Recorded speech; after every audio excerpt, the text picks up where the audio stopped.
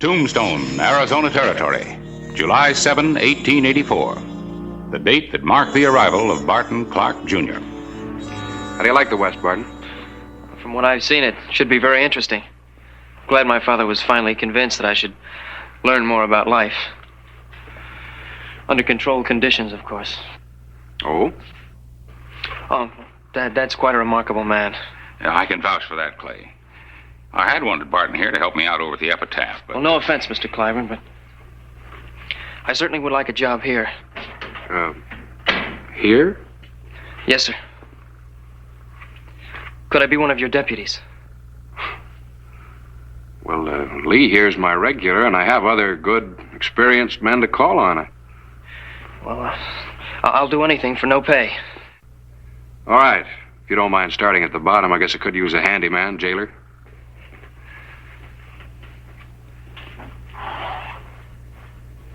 Do I get to wear one of these? Well, no, I'm afraid you'll have to wait for that. My ceiling couldn't stand it. An actual account from the pages of my newspaper, the Tombstone Epitaph. This is the way it happened, in the town too tough to die.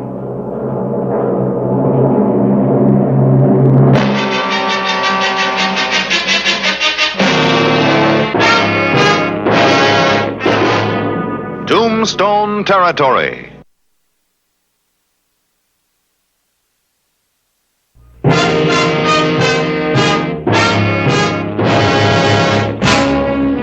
The afternoon of July 7, 1884.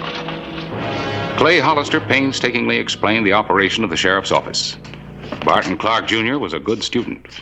Now, there's certain rules of safety that have to be observed with the prisoners. Remember, they're all in there for a reason. Yes, sir. Now, you always walk down the center of the corridor, never close to the cell doors. And since you won't be wearing a gun for a while, always carry this. If anybody should make a grab for you, a good whack across the forearm will make them pull back. Now, you never go back there alone carrying the keys. Till we've got you broken in, Lee or I will lock up and release all the prisoners. These guns are all unloaded. We do have a trouble gun. Thought I'd tell you just in case. Time to make the rounds. You want to tag along, lawman? Learn more about life? I'll go along with you. You got any questions? No, not at the moment, sir. Sure. You might show me a little respect too, deputy. Yes, sir. Late afternoon, July 7, 1884. Tombstone's Tivoli Saloon. Keep your eyes open.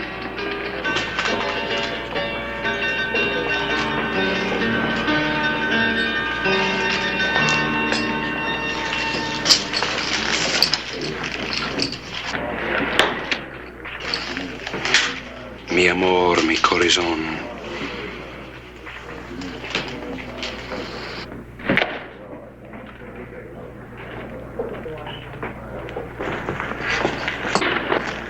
Clay.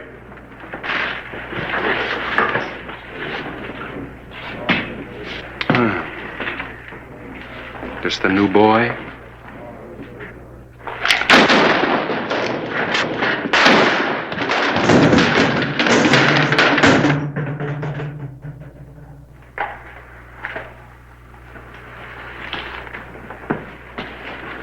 Finish your drink, Rose. Rose? Yeah. Rose of Rio Bravo.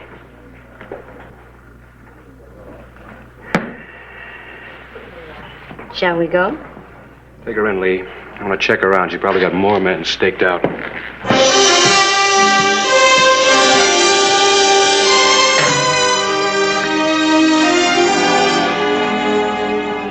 Rose of Rio Bravo, wanted for crimes from rustling to robbery, and with a record of countless love affairs and daredevil escapes, was again under lock and key. Well, here we are again, Clay. Yeah, you must feel quite at home. I've seen better. And worse. You know that. Well, I hope you're comfortable. Mi amor.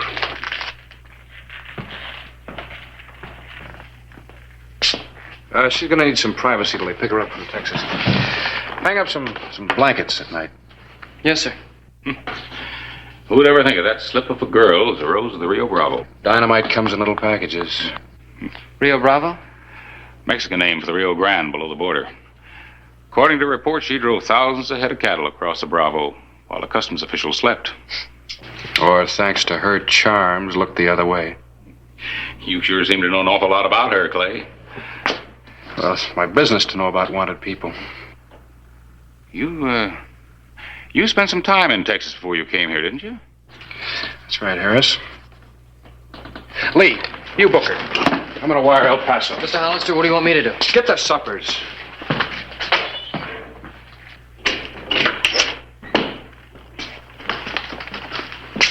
I think I got everything. We won't have to feed her long. She'll be hearing from El Paso in the morning. Hold it, kid. Yeah, you've always got to count the silverware. Bent forks open many a lock. Oh, and incidentally, be careful of Rose. She's walked out of stronger jails than this one. Yes, sir.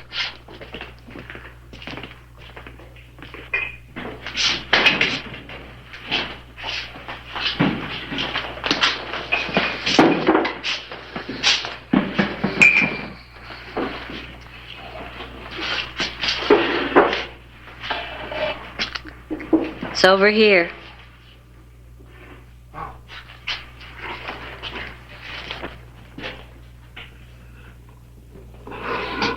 Supper, ma'am. Just pass it through.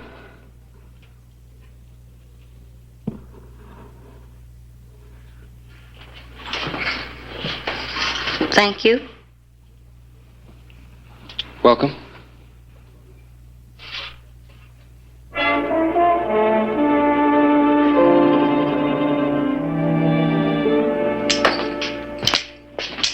Did you take out the loads? Yes, sir. Only a tenderfoot would fiddle around with a loaded gun. You better go pick up the dishes. Yes, sir.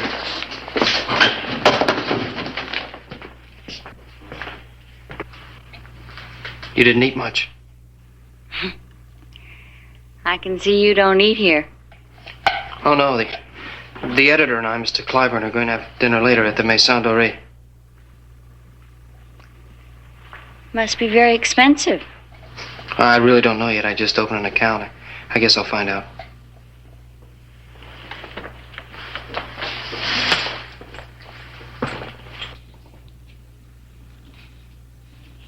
You're very interesting for a lawman.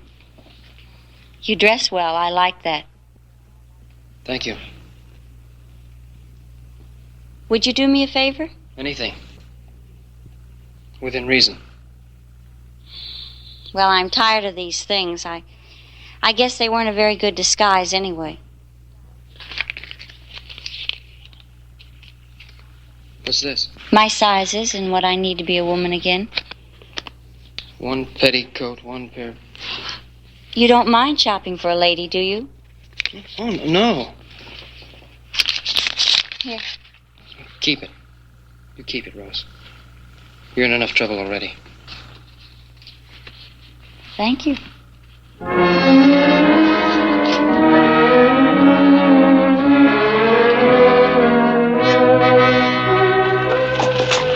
The morning of July 10, 1884. Young Clark was showing an impressive dedication to his job. Well, you're gonna earn that badge yet. How's everybody in the hotel? Rose isn't up yet.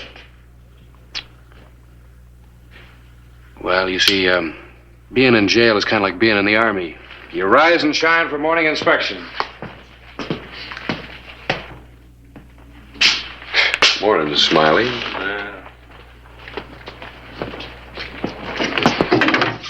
Anybody home? Be right there.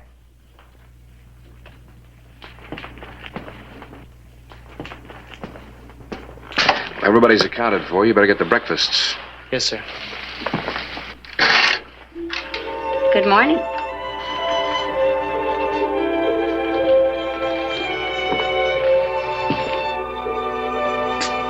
Good morning.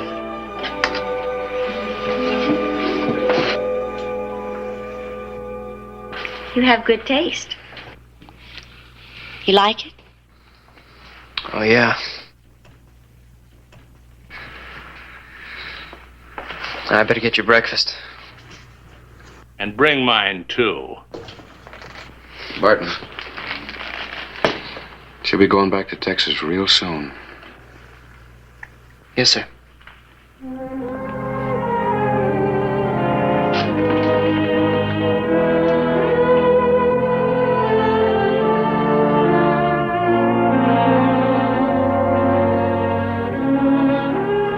The evening of July 15.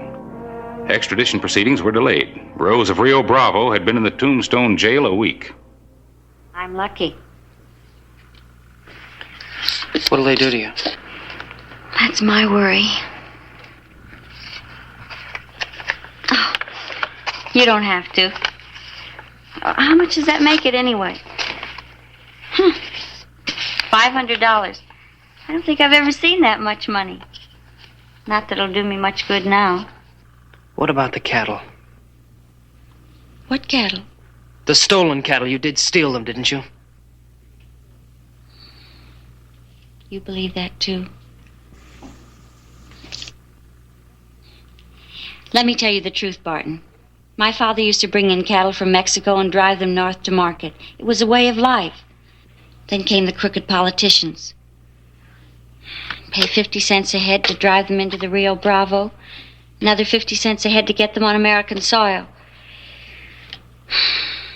Tribute to Mexican officials, tribute to American officials. So what do? But that still doesn't give you the right to steal. Steal? You drive them across at night and risk being shot at in the bargain. Graft, nothing but graft on both sides of the border. What about the other men?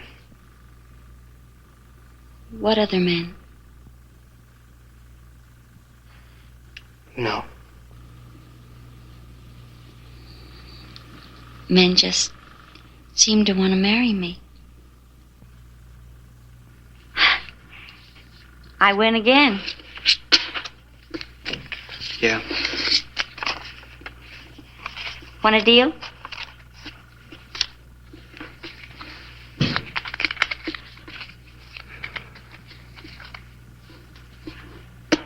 Cut.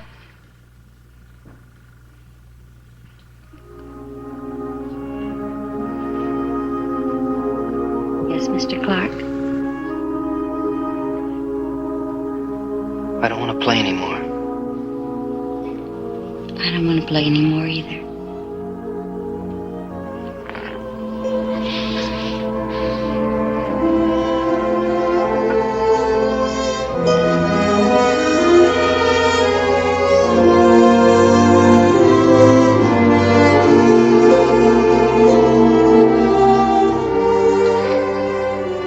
Don't fall in love with me. I already have.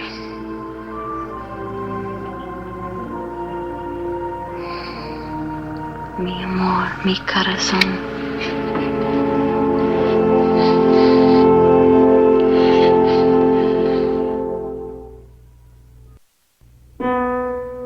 The night of July 16, 1884. Hey, got a little something for you. Hey, you're making me a deputy. Oh, well, not yet. You're still a jailer, but now it's official. You've come a long way since that day you shot the hole in my ceiling. Congratulations, Mr. Clark. I got a wire, Dad. He'll get a real wallop out of this. Clay, Yelly. night wire. Extradition papers are in order. Deputy will be through tomorrow on his way to Texas to pick up Rose. You know, it seems a shame that a bright, pretty girl like Rose ever got started on a career like hers. Yeah. Call it a night, Lee. I'll take the late rounds. Right.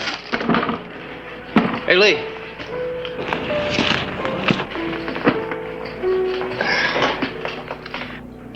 What'll they do to her? Well, in Texas, they got a lot of rope. They'll hang her? Been known to hang a man for stealing one horse. No telling how many herds she spirited across the border. You know, maybe she had her reasons. Yeah, money. Yeah, but a hanging. Hey, Barton. You better call it a night, too. Yes, sir. Barton Clark Jr. didn't call it a night. There were still more questions that had to be answered. What about the robberies? Well, what about them? How do you explain them? I want to know. You want to know. What about the robberies? What about the men? What about the cattle? Well, let me ask you a question, Barton Clark Jr. What right have you to know? I'm not on trial before you. What right do you have to ask me all these things? Because I don't want you to hang, that's why. I don't want to hang either.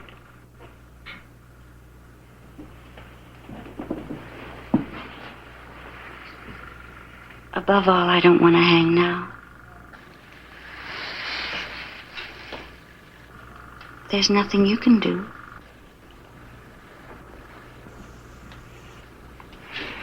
I'm not going to let you hang.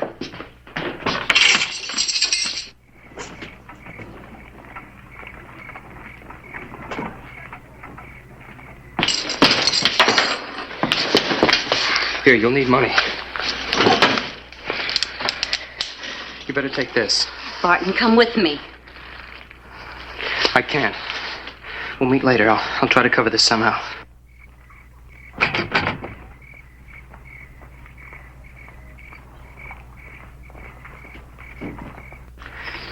I better check outside.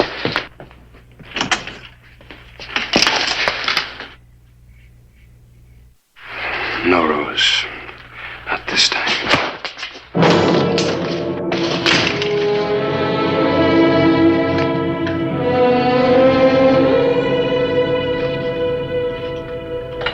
Let's go.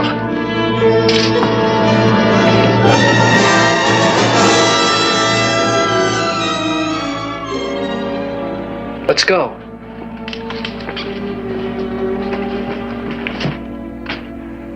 July 17, 1884. Still no leads? Lee's checking. He sure gave up an awful lot for her. I don't know what to wire his father. Well, he wanted Barton to learn about life, didn't he? With Rose, he's learning. How much money do you have with him? I don't know, a few thousand, I guess. He's got a fortune set up for him in trust, his inheritance. Yeah, at least she can't get her hands on that. How's ahead? Fine. Clay, Yeah? your wire's paid off. They took a train from Tucson to Los Angeles. Los Angeles? Yeah, he's probably trying to lose themselves in the city. Well, they're about to be found. That's my favorite gun. I'm going with you. It's up to you. I gotta. His father said something else.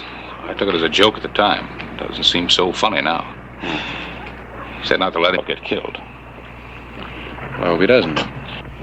Clay Hollister and I took the stage to Tucson and the first train to Los Angeles. July 21, 1884, the city of angels. But the girl we were looking for didn't wear wings. July 22. If they were still in Los Angeles, they had covered their whereabouts well. Well, there's not many hotels left. I'll go check those at the other end of Main All right, Street. remember, she's probably disguised as a boy.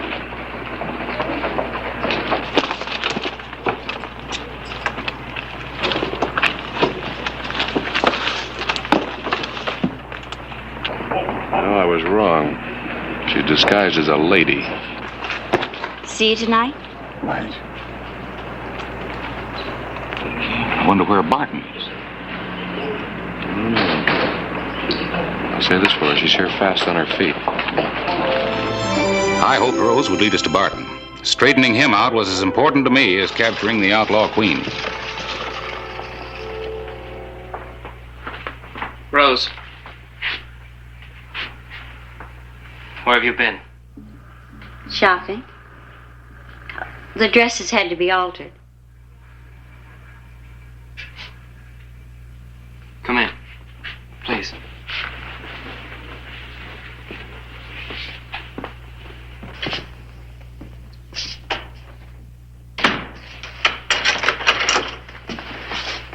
I thought we'd better eat in. Maybe leave for San Francisco tomorrow. We can't be too careful. I don't want to leave yet. Well, I have a feeling we should. Can we afford San Francisco? I found somebody that would cash one of my checks. Dad'll be finding out about it soon. I'll get a job. The house detective informed us 2 people answering their descriptions registered under different names. We warned him that they were armed. Locked, but they're in there. Any other way in? Balcony. Show me. You wait here. Clay, no shooting unless you have to. Naturally, I've been thinking how wrong it was, what we did back there. Yet I've never been happier. You're a smart young man, Barton. Don't trust me too far. It's too late. To us?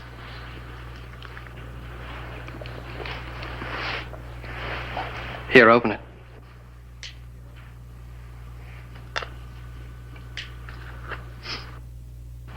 It's beautiful.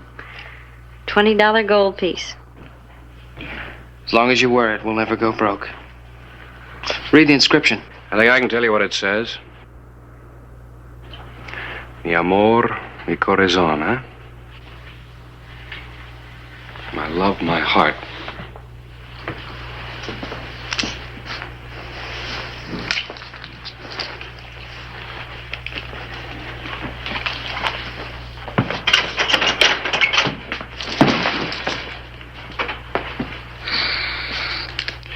All right, Harris, keep an eye on her. She's got my other gun around here somewhere. Barton, let's go. Your father will be wondering where you are.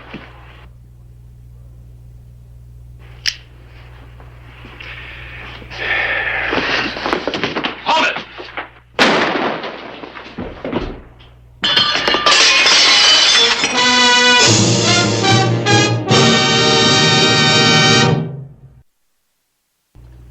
The night of July 22, 1884. Where's Rose? He's in jail again. Dad always said look for the good in people. There's a lot of good in Rose. A lot of bad in me, I guess. Sorry, Clay. You better not talk anymore. You're a newspaper man. You have a pencil and paper. My last will and testament. I'll leave all my inheritance to Rose. Well, Barton, your will won't be necessary.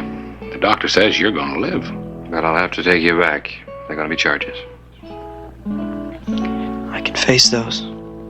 It's Dad. I don't blame you. But remember, like you said, he's a remarkable man. He's asleep. He's going to be all right. Won't take him as long to get over that bullet hole as it will to get over Rose. How long did it take you? Or did you?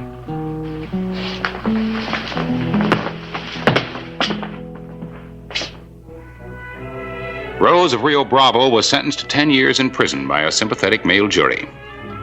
She was soon released by the warden, who developed a keen interest in her case. Mi amor, mi corazón.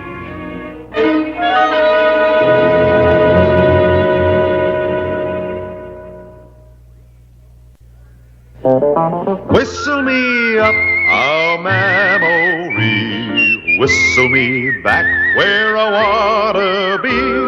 Whistle a tune that'll carry me to Tombstone territory. If your past has run afoul of the law, it's a handy place to be, 'cause 'cause your future's just as good as your draw in Tombstone territory. Whistle me up a memory, whistle me back where I wanna be, whistle a tune that'll carry me to Tombstone territory.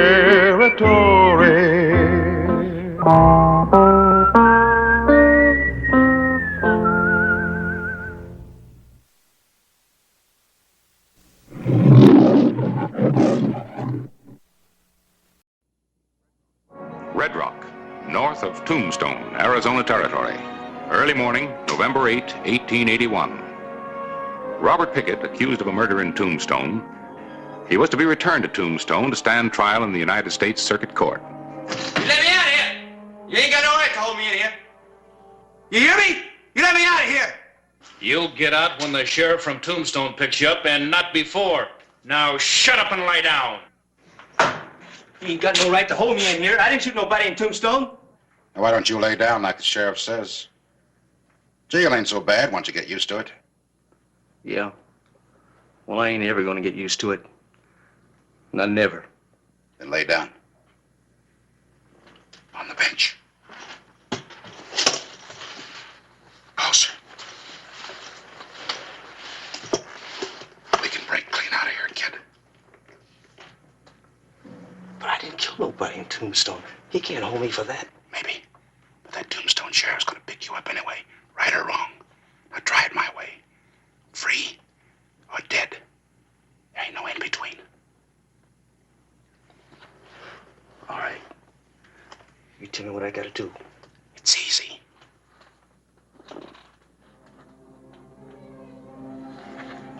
I ain't a man exactly without friends.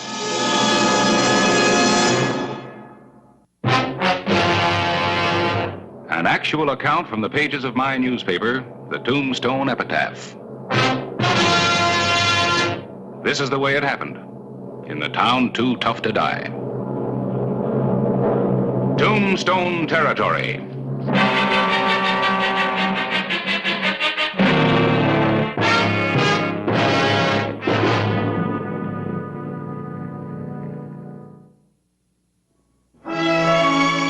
That same morning, November 8, 1881, I finished a small notice about the capture in Red Rock of one Robert Pickett, accused of killing a storekeeper about a year ago. I put my paper to bed.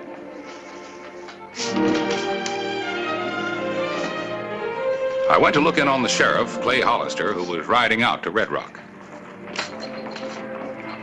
Oh, Harris. You're up kind of early. Late. Up kind of late. Excuse me. Oh, thanks, Jim. Sometimes I get the same feeling about bedding down my press that you do about saddling your own horse. Yeah, I know what you mean. Do it yourself, you know it's done right. Particularly for a long ride. Where you headed, Sheriff? Business. I hear you're going to Red Rock. I'm going over to Johnsonville. I thought maybe we'd ride part way together. Two are a lot better than one, with the Apaches straying off the reservation the way they are. Well, sometimes with Apaches, it's better to ride alone. All right, you have it your way. Rumor is you're bringing Bob Pickett back for trial. Sheriff Pickett's a no-good killer. Bringing him back's a waste of time. If it was up to me, I'd let my .45 save the taxpayers some money.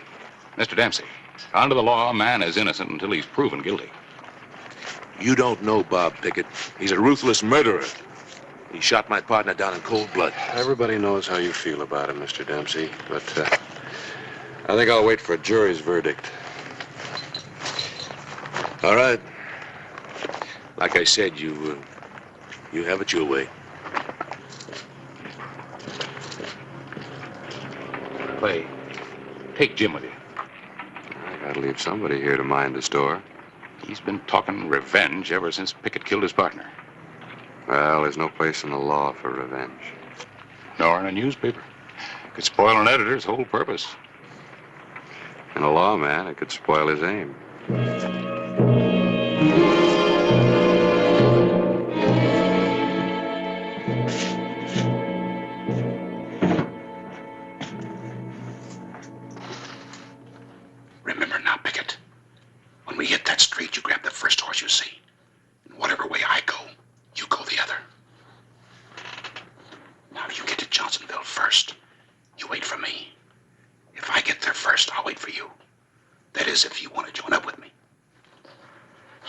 Yeah, I do.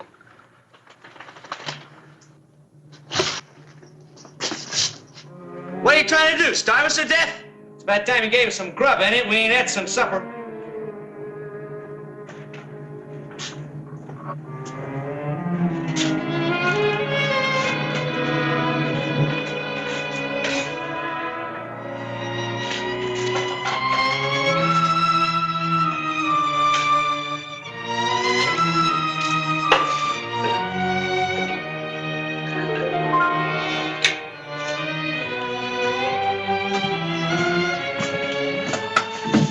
Don't make a move.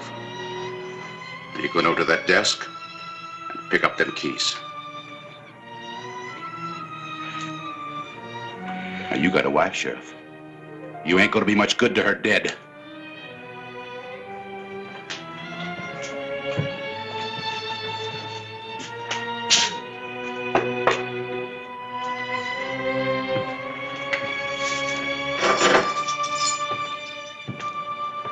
Hold it.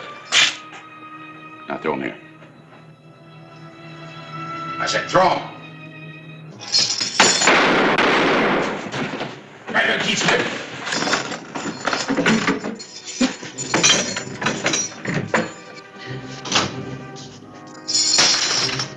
Sunlight, get fast.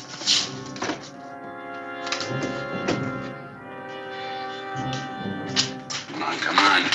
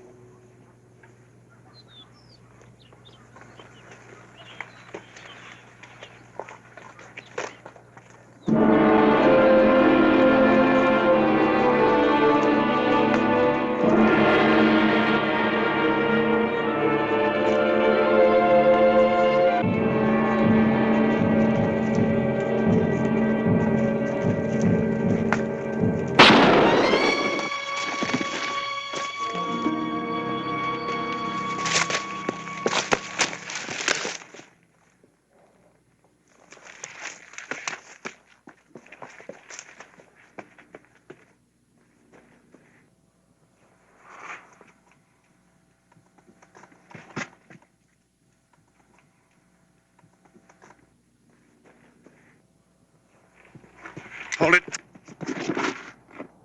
All right, pitch it here. Real easy. Real easy. Well, I wasn't shooting at you. I was shooting at them.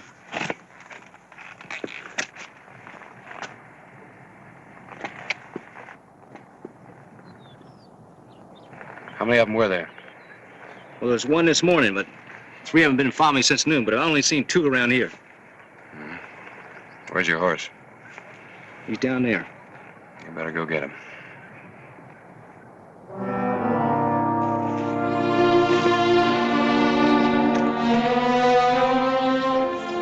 That same day, Hugh Dempsey rode the trail to Red Rock and Johnsonville.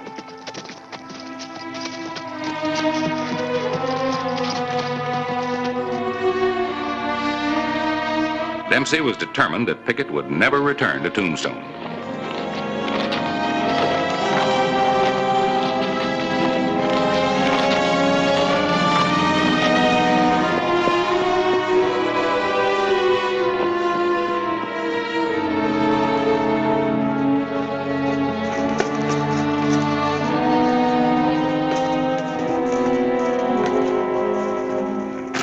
Let's rest the horses. What about them Apaches? Just have to take our chances. Might as well eat. You know, it's a little risky traveling around this country without food and water.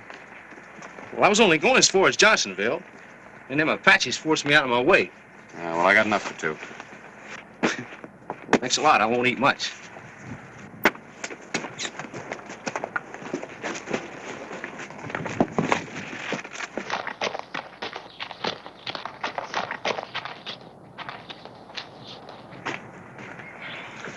Not much of a selection.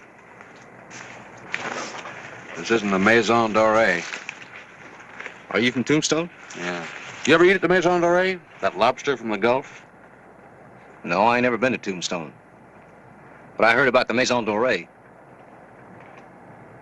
How far do you suppose we are from Johnsonville? With or without Apaches? Well, I don't suppose we've got much choice about that, have we? No. Should take you about half a day, depending on how long it takes to get through Apache Pass. Say, I owe you a thanks for this morning. Oh, that's all right. You think them Indians are still following us? It's kind of hard to say. What part of the country are you from? And me? I'm from Oklahoma. Where you headed? Red Rock? What part of Oklahoma? Oh, northwest part of the country. Well, what do they call you in the northwest part of Oklahoma? Gray, Sonny Gray. This is your first brush with Apaches, isn't it? Yep. Well, we don't have any that's wild like this back in Oklahoma. It's a white man. I'm sure glad of that. Yeah. We can use all the eyes we can get going through this country.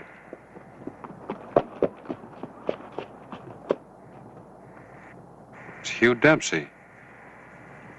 Hugh Dempsey? Yeah, Hugh Dempsey. Do you know him?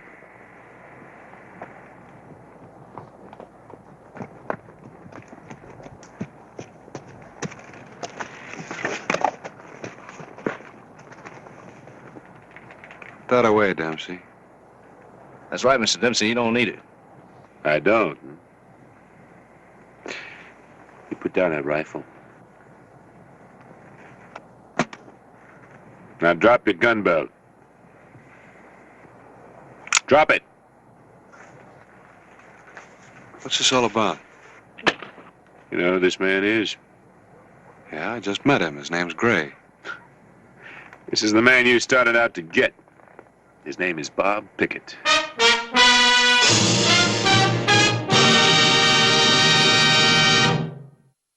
Noon, November 8, 1881. The party headed back to Tombstone. Now Sheriff Hollister knew a great deal more than he had before. He suspected even more than that. I'm gonna let him know in Tombstone you gave a murderer back his gun. This is Apache country. You can't let a man go unarmed.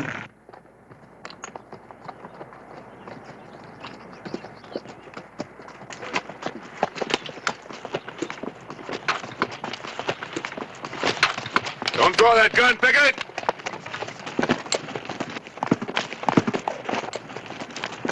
All right, hold it. Get out of here, Pickett. Save yourself.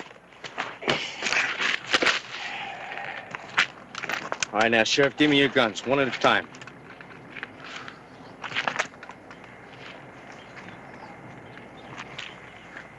I guess you know he tried to shoot you in the back. That's a lie. He figured it was safe. He'd trick you into going for your gun, then the killing would be self-defense. That's another lie. I just tried to draw his attention so you could get away. I want to hear it from you, Sheriff, and I don't want no lies about it. Charge against you in Tombstone's murder. I never killed anybody. Dempsey says you did. Hogwash. Just suppose you tell me who he said I killed. His partner. Son, I never said any such thing. As soon as we get back to Tombstone, you can check on it. Dempsey laid the complaint against you. It's a matter of record. Dempsey killed his partner, Sheriff, and I saw him do it. Pickett, you just saw me try to save you. Can't you see he's lying? He's trying to split us up, and you're letting him do it. Now he's going to have to kill us both, Pickett. Because I know, too. Are you going to believe him or me? Son, I still need you to help me with the store. From now on, we can be full partners. Like he says, maybe you will be his partner. But you know better than anybody what happens to his partner. Both of you shut up now. I got to think about this. Come back to Tombstone and see for yourself. Pickett, if you go back to Tombstone with Hollister, you're going to hang. We're going to Johnsonville.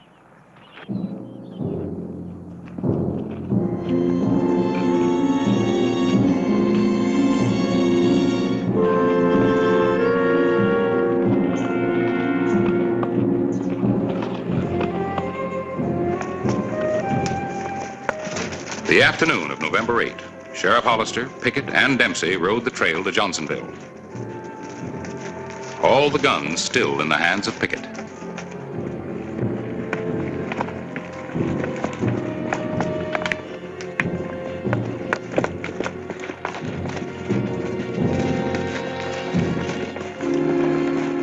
That's Apache Pass. We'd be better off to head north and then cut back to Red Rock. Now, I gotta get to Johnsonville. I promised somebody. Now, you lead on.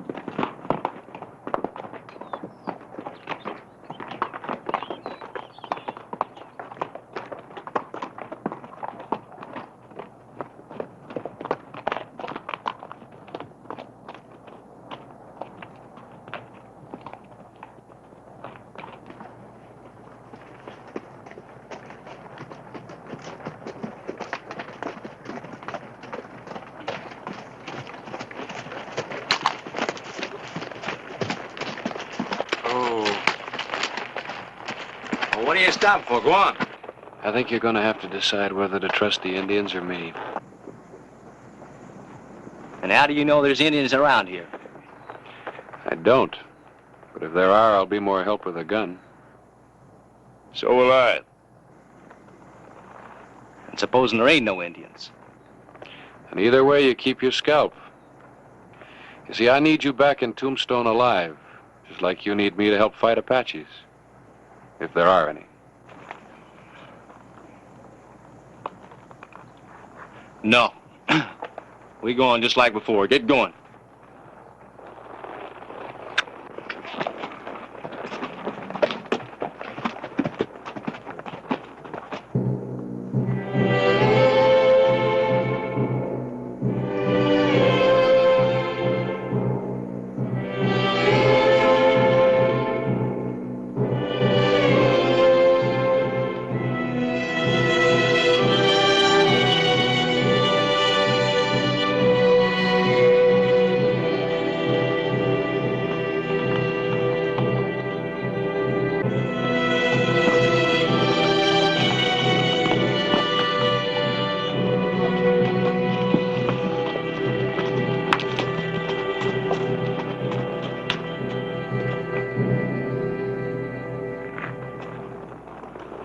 Don't act like you suspect anything, but that body's probably Apache bait. We're too far into the pass to back out now. We better look like we've taken the bait. All right, the fun's over. Give me the guns. Give them to me.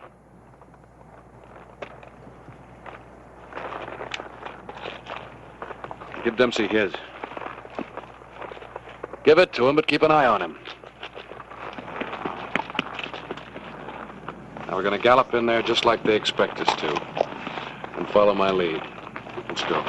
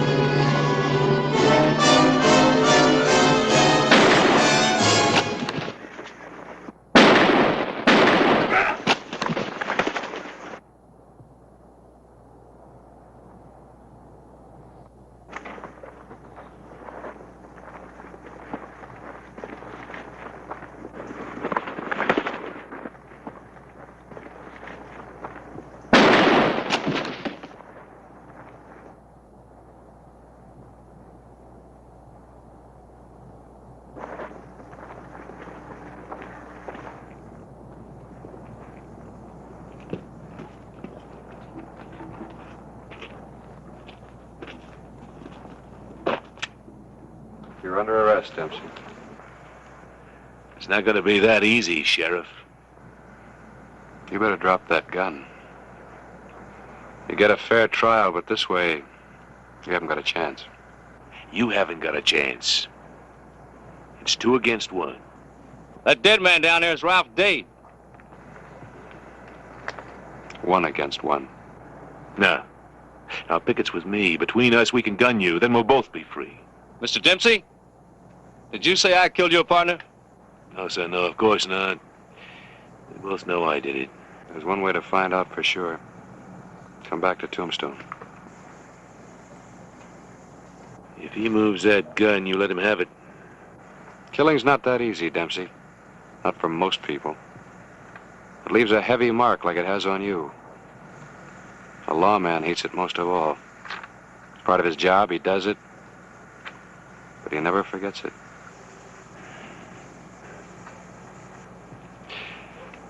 Pickett, tell the sheriff you were with me. I don't think so, Dempsey. If you shoot, you shoot alone. I'm betting the boy's not a killer. I know you are. I'm putting you under arrest now. Drop that gun or use it.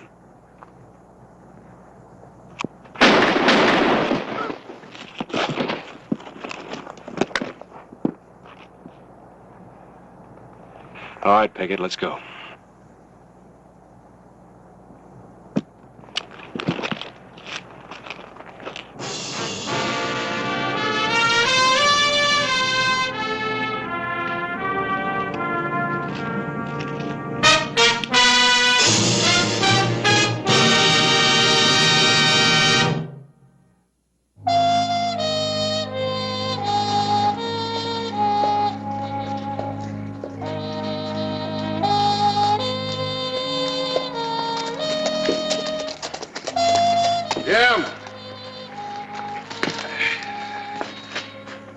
Jim!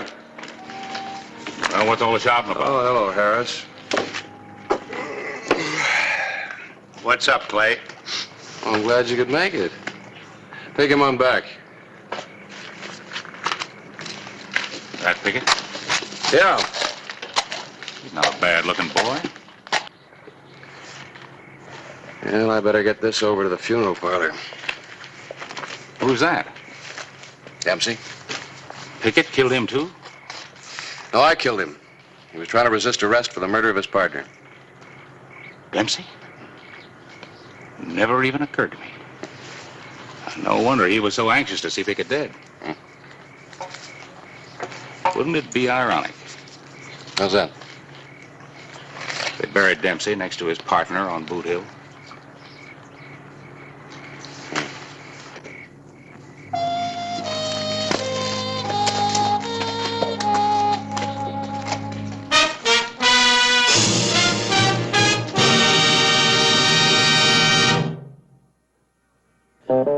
Whistle me up a memory, whistle me back where I want to be, whistle a tune that'll carry me to Tombstone territory.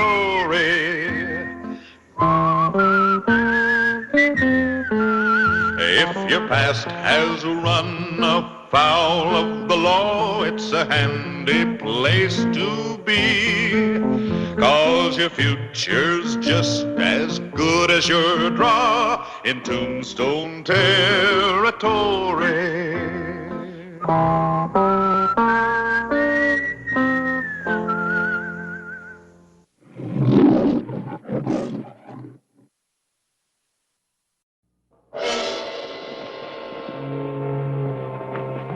Tombstone, Arizona Territory, June 6, 1882.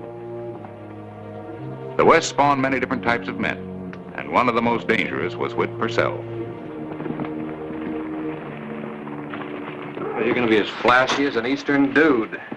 Successful newspaper man should dress the part.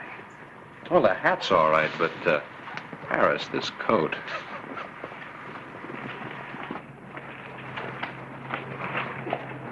What's wrong? Vulture just rode into town.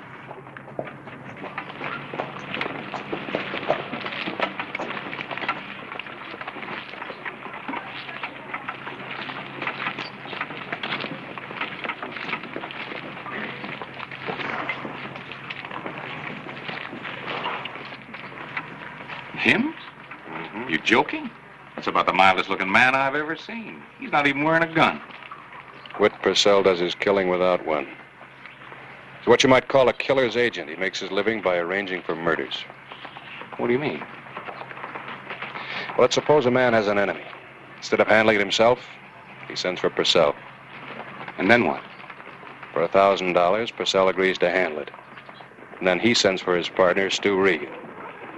Regan locates his victim, baits him into a fight, and guns him down. And he and Purcell collect the money and move on. Mm-hmm. Nice business. Yeah, and they make a fine combination. Regan's short on brains, but he's fast with a gun. Purcell can't shoot for sour apples, but he thinks quick. And someone here in Tombstone must be marked for murder. Wonder who? And if he knows it.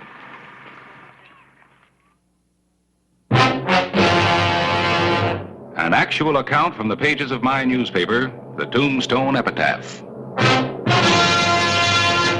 This is the way it happened. In the town too tough to die. Tombstone territory.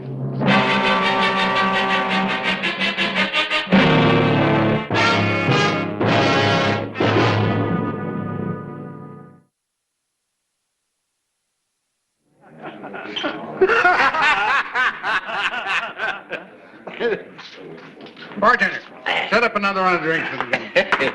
You figure on being in town long, Mr. Purcell? Well, that all depends on how much time it takes me to finish my business.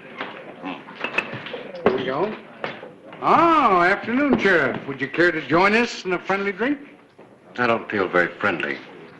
Oh, now that's no way to talk, Clay. Mr. Purcell's a visitor in our town. A very temporary visitor. Now finish your drink and get out. Well, Sheriff, what... You can drop the act, Purcell. I've seen you operate before, in Dodge City. This is one town that you're not going to get away with murder. Well, I think that's out of line, Clay. When you start letting me run your bank, Eli, then I'll let you tell me how to handle my job. Well, Sheriff, the way you're acting, somebody might think I'm a dangerous character. Oh? What would you call a killer? Well, now, that's very strong talk. Why, I don't even carry a weapon. Unless you count, this. Let me give you some advice, Mr. Purcell. Get on your horse and get out now, while you still can. I'll get out, Mr. Hollister, when I finish my business. Not before. He's right, Clay.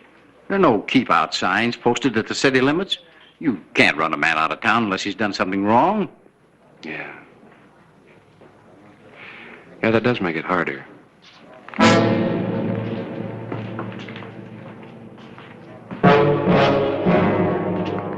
Sheriff seems to have gotten out of the wrong side of the bed this morning. Let's drink to his recovery, huh?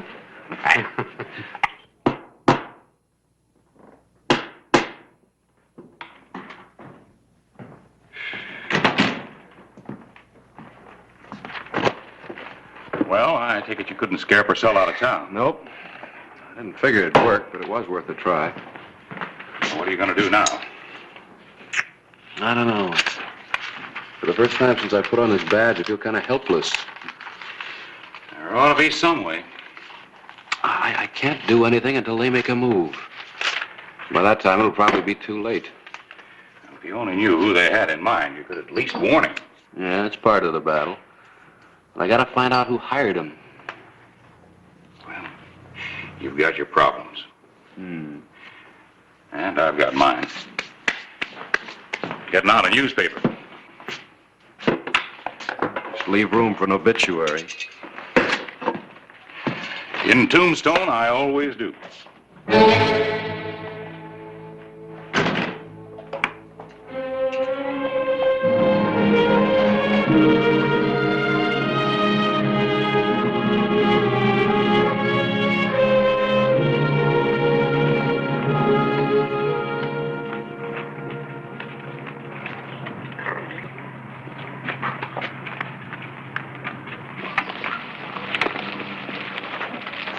Excuse me.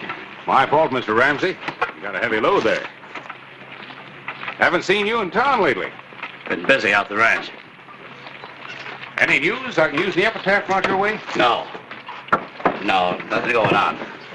I'll let you know if anything happens. Thanks, I'd appreciate it.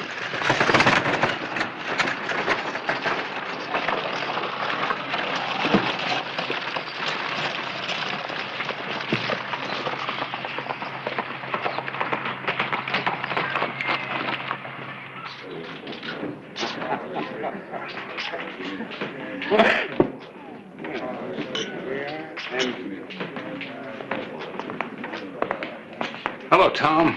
Thought I'd stop by and see if I could get anything for the epitaph. Pardon me. You're Harris Clyburn of the epitaph, aren't you? That's right. Well, you're just the man who can help me out. I suppose you heard about my run-in with the sheriff this morning. Well, there's been some talk. Well, that's what I was afraid of. I'd like to call on your good offices, if I may. Bartender, would you give me the... Oh, what's the matter with you, mister? You just spilled it. Well, I'll give him another drink, will you? I'm awfully sorry. I just don't understand people like you. What'd you do that for? I apologized. You know, for a little man, you got a mighty big mouth. From now on, keep it shut. Why, you stupid lummox. You want trouble? I said put a halter on that lip. Leave him alone. You keep out of this. I don't like to see anybody pushed around. Looks to me like you're trying to make his business yours, mister. I'm not looking for any trouble. I'm not running from it either. Oh, now. Forget it, Mr. Clyburn. No reason for you to get mixed up in this. He started this. Maybe he'd like to finish it. I sure would.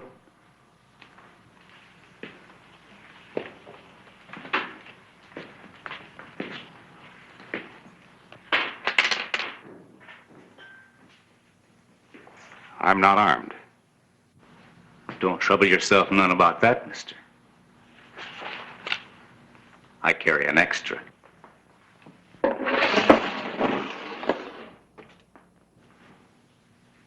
Now you have a gun. Use it.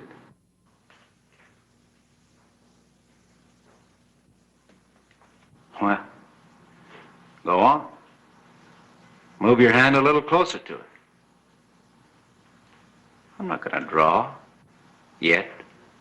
Well, go ahead. I'm waiting.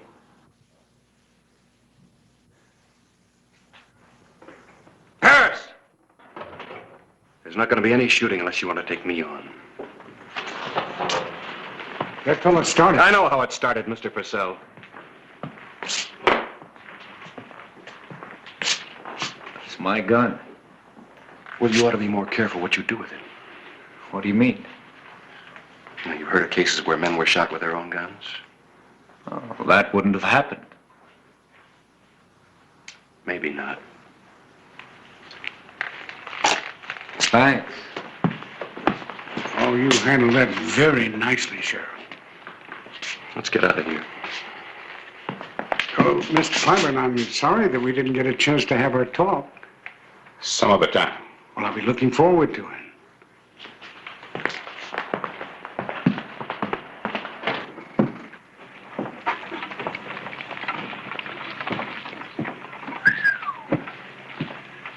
Remind me to stay out of saloons. You act like what I told you's a joke. Now, will you stay away from Purcell? You act like it was my fault. I was standing there. He came up to talk to me. I figured I'd let him talk. Now, and a couple of seconds later, that skinny gunhawk showed up. Is that right? Yeah. It all started with practically nothing. That's where you're wrong. That whole fight was planned down to the last detail. About 2 seconds more, and you'd have been nothing but an obituary notice in your own newspaper. That fella you had the run-in with? That's Stu Regan. Stu Regan? Yeah. We know he's in town to kill somebody. Well, he almost accomplished his purpose. Me? Well, he's not going to waste time picking fights with strangers unless he's hired to. Me? Why? Let's find out.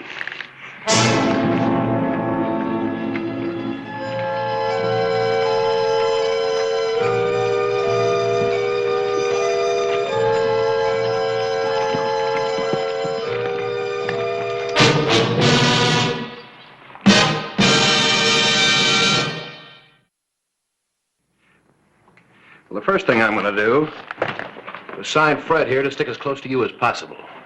You really think I need him, Clay? Well, after what almost happened in the Oriental, yes. Remember, Harris, $1,000 is a lot of money. For a man like Regan, killing's an easy way to earn it.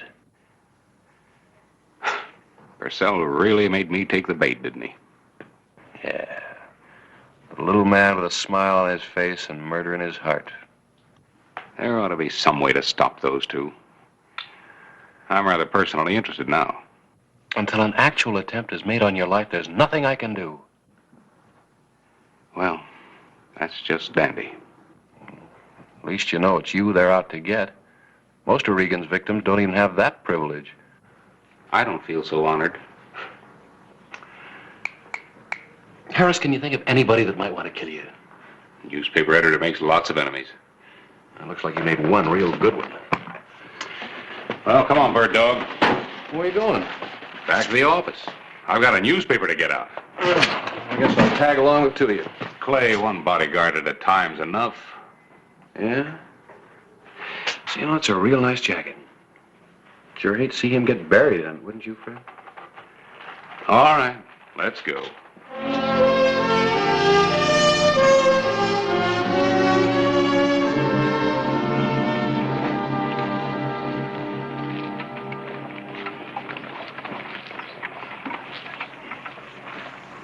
Hollister. Well, hello, Hollister. How's the fair city of Tombstone? Quiet, I hope? It has been lately. Now that you and Regan are in town, I'm looking for change. You've got Stu and me all wrong. Oh? You know, sooner or later, you're going to make a mistake. I'll wait. Well, good for you. Nice talking to you, Hollister.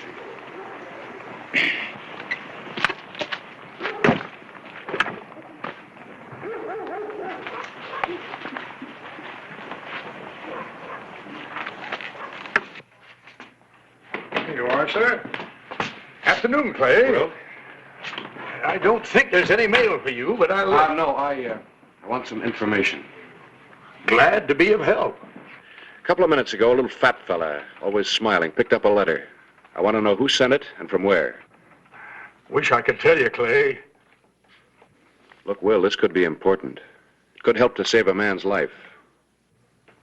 You do know who sent it, don't you? Matter of fact, I do. Was mailed right here at the post office this morning.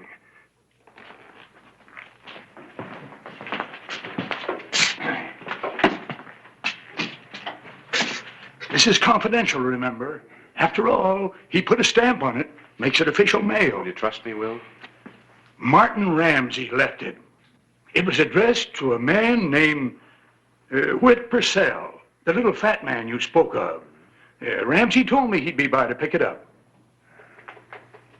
Oh, thanks, Will. Confidential, remember? A postal clerk is sort of like a doctor about these things. Well, Doc, let's hope you just saved a life.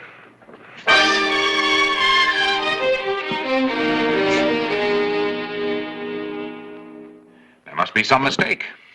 The letter was sent by Ramsey and picked up by Purcell. The connection's obvious. I hardly know Ramsey. I haven't spoken to Ramsey 3 times in my life. Now, why would he want me killed? What do you know about him? Not too much. He bought the Salter Ranch. He's a quiet man, keeps to himself. Doing very well, so I've heard. Well, think back. Maybe you can place him. Clay, like I said before, a newspaper editor makes a great many enemies. Yeah.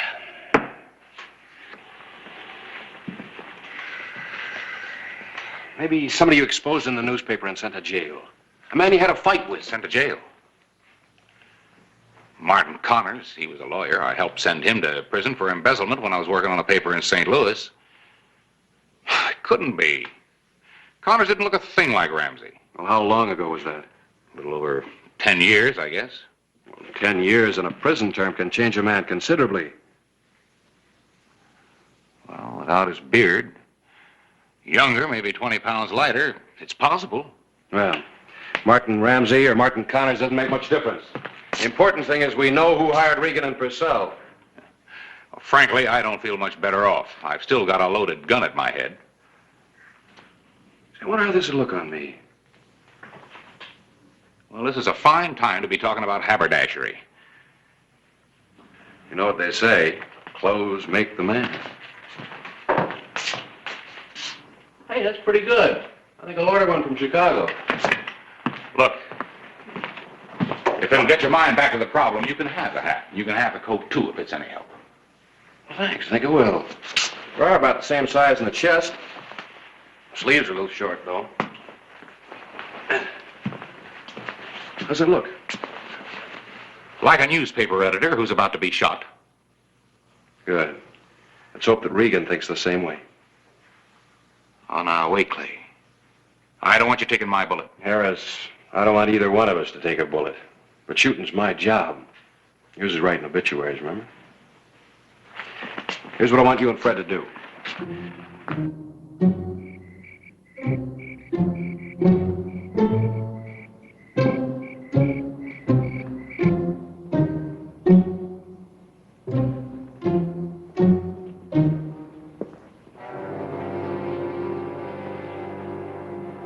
Will you stop worrying? Regan knows his business. There's no substitute for experience. There he is now. I guess you owe us $1,000, Mr. Ramsey.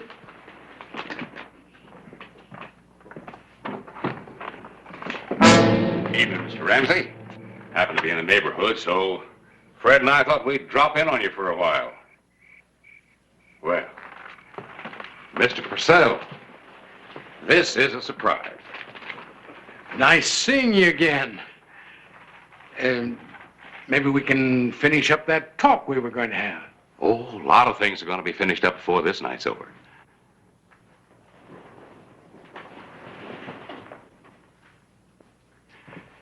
It never occurred to me before, Mr. Ramsey, but you look a great deal like a man I used to know in St. Louis. A fellow by the name of Connors. Oh? I don't think I ever heard of him. I didn't think you had.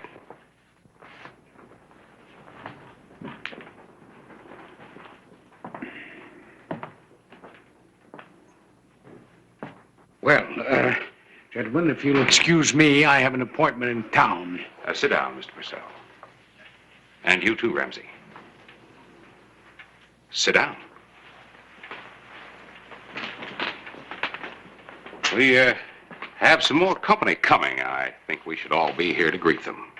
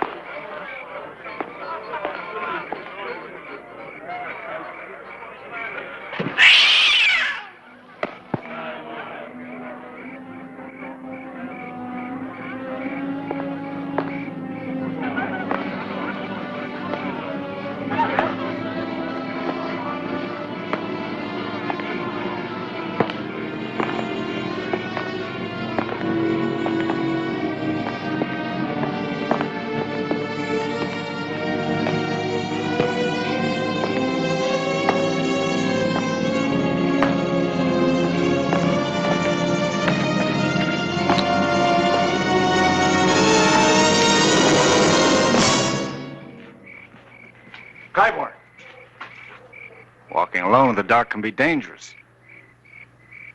Didn't anybody ever tell you that? Scared?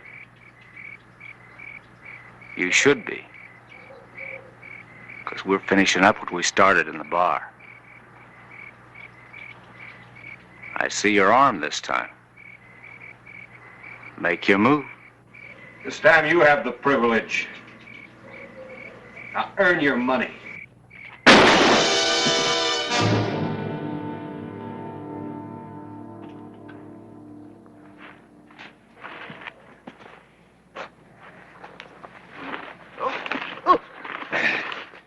Well, you didn't earn it.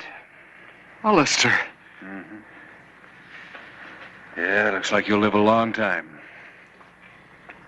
But you won't need this in prison. Well, let's get that shoulder doctored up. You and I are going visiting.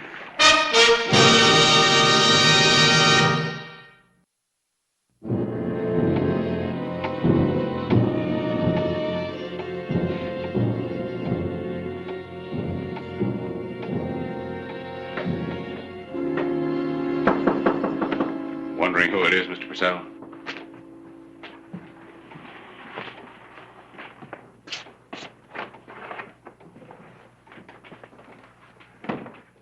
I was getting worried.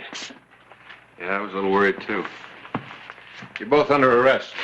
On what charge? Conspiracy to commit murder. Well, it takes proof to convict a man, Sheriff. I don't think you have any. Oh? Well, some men just don't like to sit in prison alone. Regan did a lot of talking.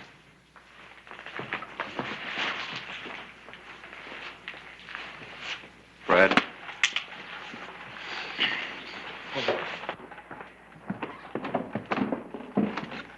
All right, Ramsey, you two.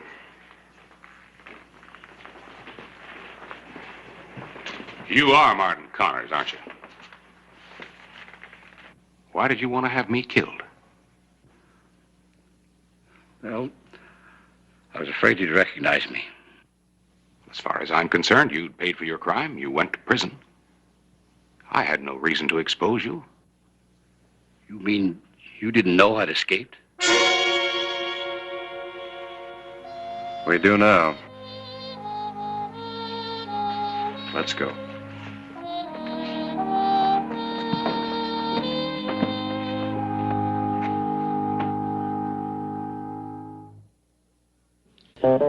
Whistle me up a memory, whistle me back where I wanna be, whistle a tune that'll carry me to Tombstone territory.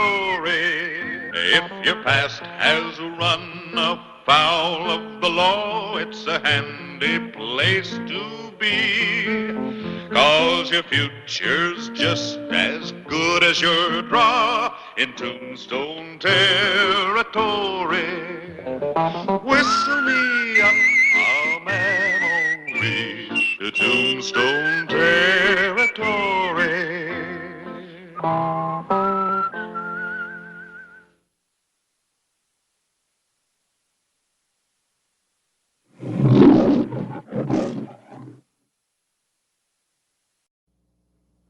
Tombstone, Arizona Territory, August 12, 1881.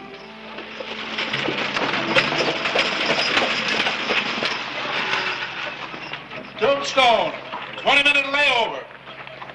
I'm not paying forward, but I'd be pleased to help you with your luggage. Oh, thank you, but I'm expecting my husband to meet me.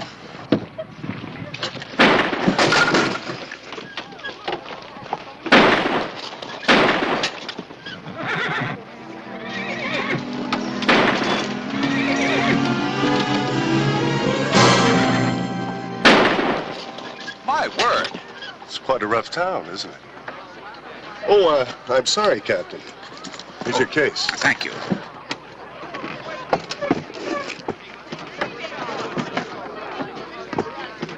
Enoch, what happened? Somebody tried to rob me. You're hurt. Oh, it's nothing, Amy. Oh, come on inside, Enoch. We'll get a doctor.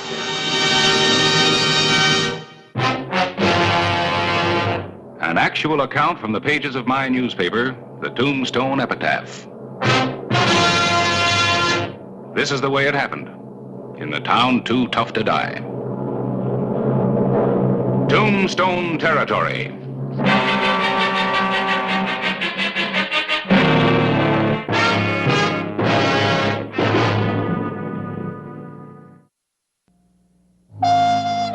Tombstone was only mildly disturbed when an unidentified stranger attempted to rob the Mayfair store. In the West's fastest growing boomtown, incidents of this kind were so common they attracted little notice.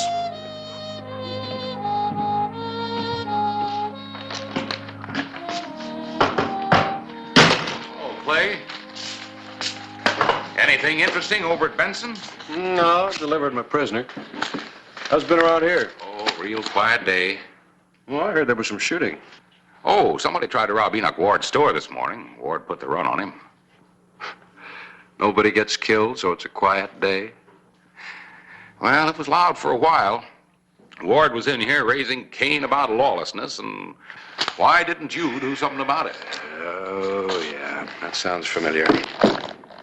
There was also an Army officer here looking for you. Had a dispatch case to deliver to another officer from Fort Huachuca. Where is he now? He said something about going down to the barber shop for a bath. Incidentally, I put the dispatch case in your safe. Well, how'd you get it open? Never reveal professional secrets.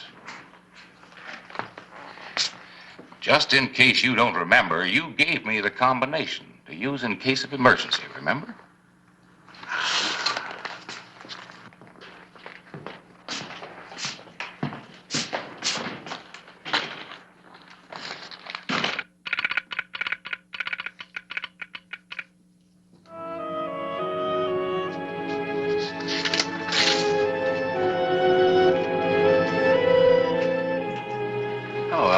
Here's a telegram for you from Fort Huachuca. Thank you.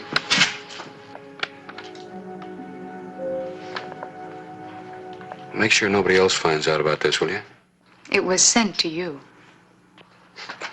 And Harris said it was a quiet day.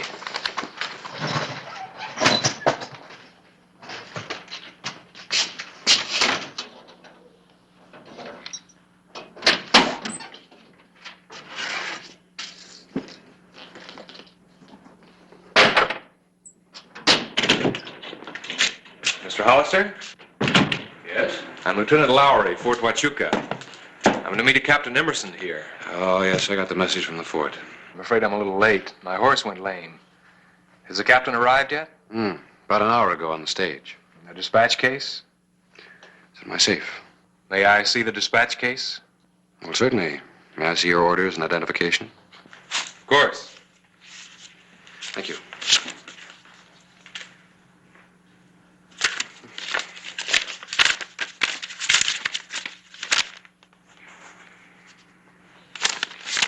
Thank you. No offense, Lieutenant. Certainly not.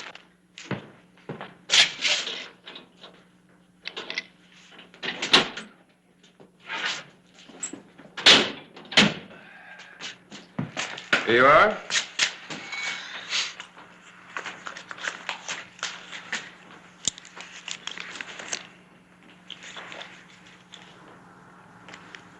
Well, this key doesn't fit. This is a different case. Try it again.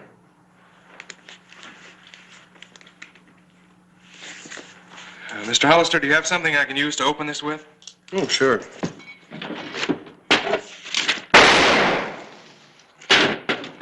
Very efficient.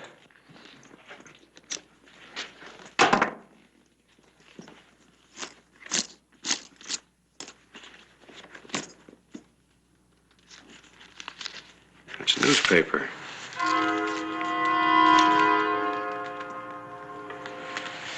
Mr. Hollister, I wonder if you'd do me a favor.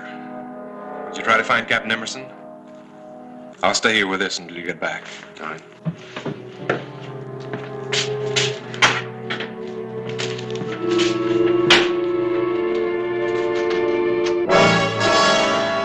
See what's in the case, don't you, Captain?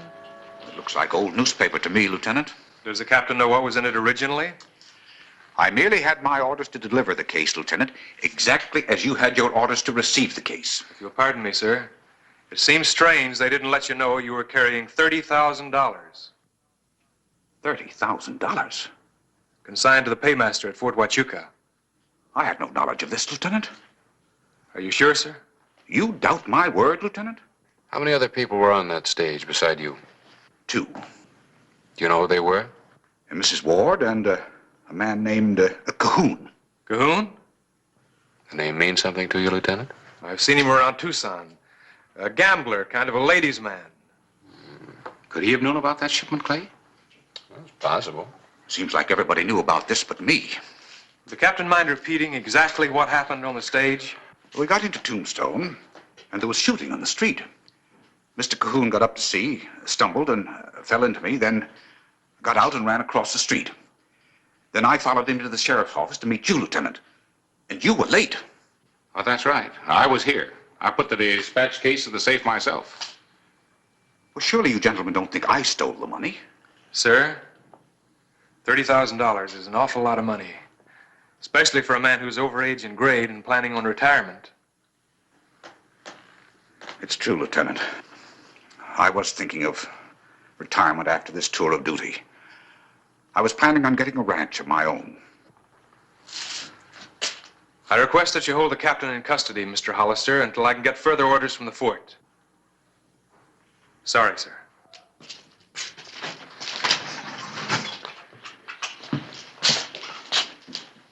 You realize, of course, Sheriff, that you have no jurisdiction over Army personnel. However, in the interest of seeing this matter cleared up, I intend to cooperate fully. Thank you, sir.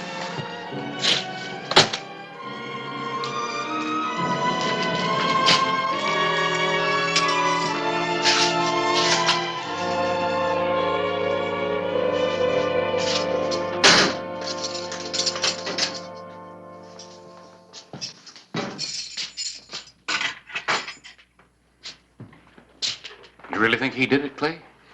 I don't know, but if he did, he's going to spend a lot more time in the Army without pay. So listen, I'll be back. Why don't you hang around? Yeah? Nothing else to do. If I'm not here when you return, I'll be in my office. Along with a combination to your safe.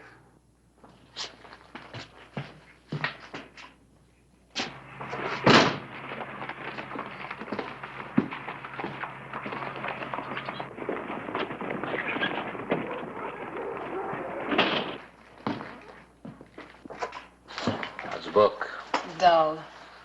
What did you do with him? What did I do with who? The captain.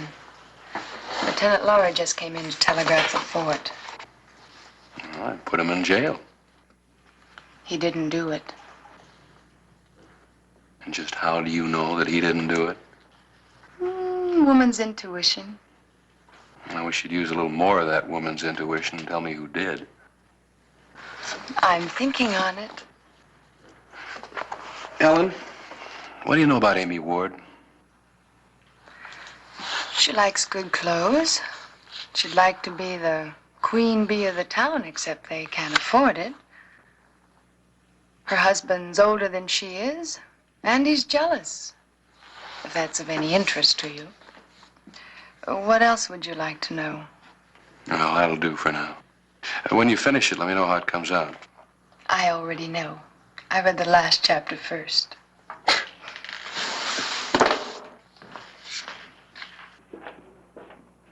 Afternoon, Ace. Howdy, Clay. Ace. Yeah. So you drove that stage in from Tucson this morning, didn't you? That's right. Well, you know Amy Ward? Yeah, she's a nice-looking woman. She rode in with me today. Well, how much baggage did she have? Now, that's funny that you'd mention that. I thought it was kind of peculiar at the time. Making that trip there and back with just a hat box. Don't seem to make sense, does it? Well, I guess it depends on why she made the trip. Well, now, Clay, you've rode those coaches. You know that people don't ride them just for the pleasure. Yeah, I guess you're right. Thanks, Ace.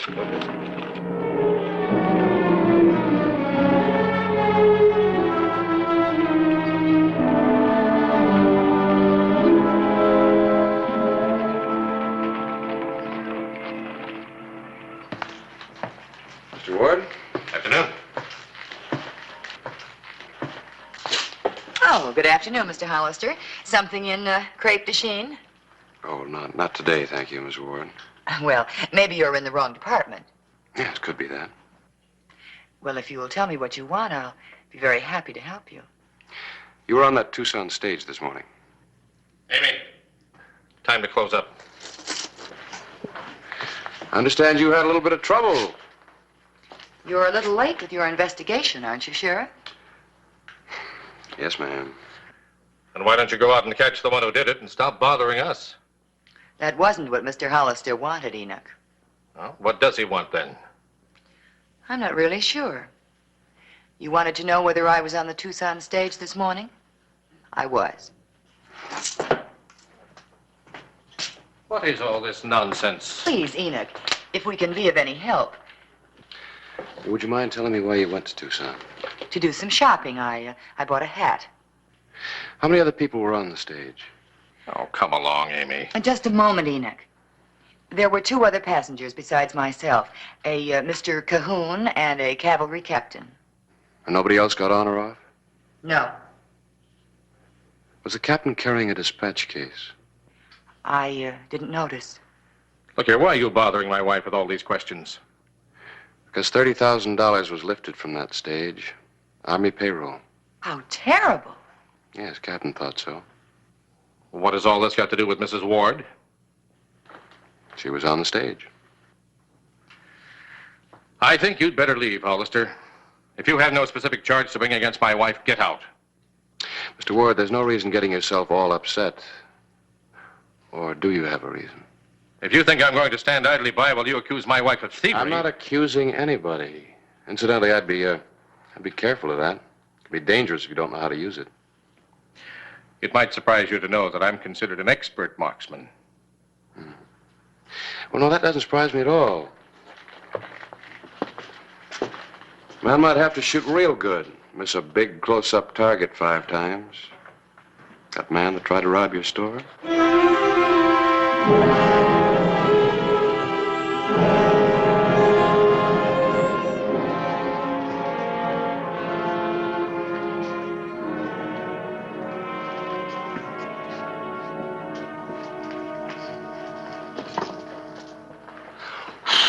Would you like that one, Mr. Hollister? Oh, well, no thank you, ma'am. But I was thinking of buying a hat for a friend of mine, birthday present. Well, what type of hat did you want?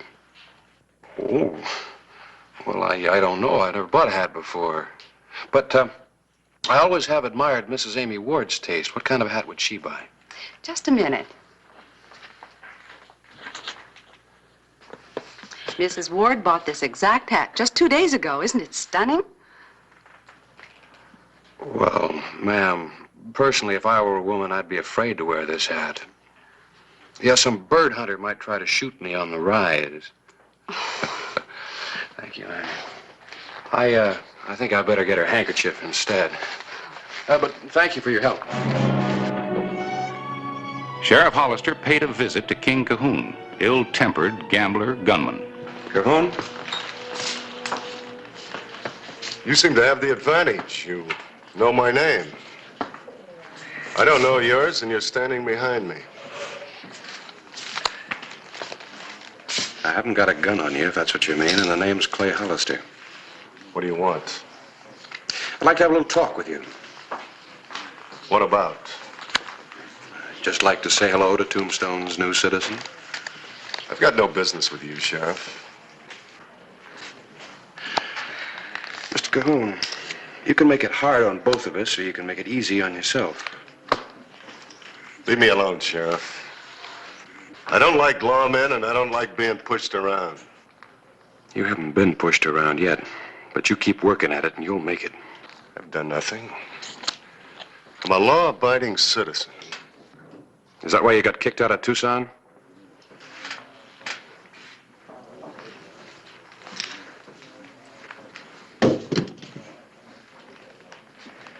I said you could make it easy on yourself.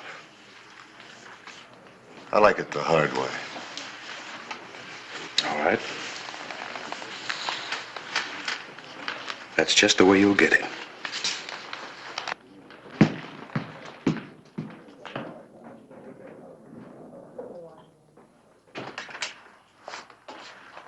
Well, here it is.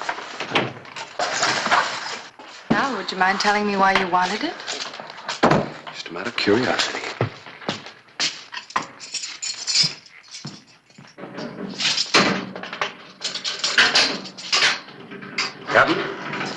orders for release?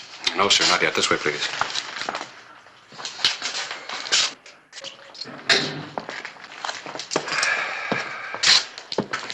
Now, Captain, was the hat box Mrs. Ward was carrying anything like this one? It might have been a different color, but they're all the same. And the dispatch case you were carrying, are you sure it was this size? I couldn't tell them apart, could I?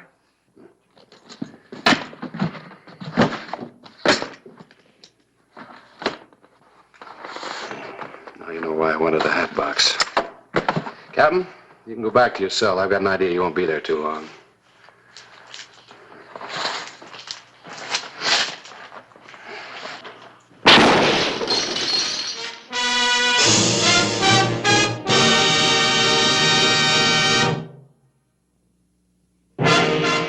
The evening of August 12, 1881. Tombstone heard gunfire for the second time that day. Was Lieutenant Lowry hurt badly? No. Doctor says he'll be up in around 3-4 days. I don't think that shot was intended for Lowry. You've been reading my mind. You got any idea who's trying to kill you? Yeah, several. You want to give me some names, I can start setting a type. Well, that's what I wanted to see you about. I'd appreciate it if you wouldn't print anything for a day or two. Any way you want it, Clay. Thanks.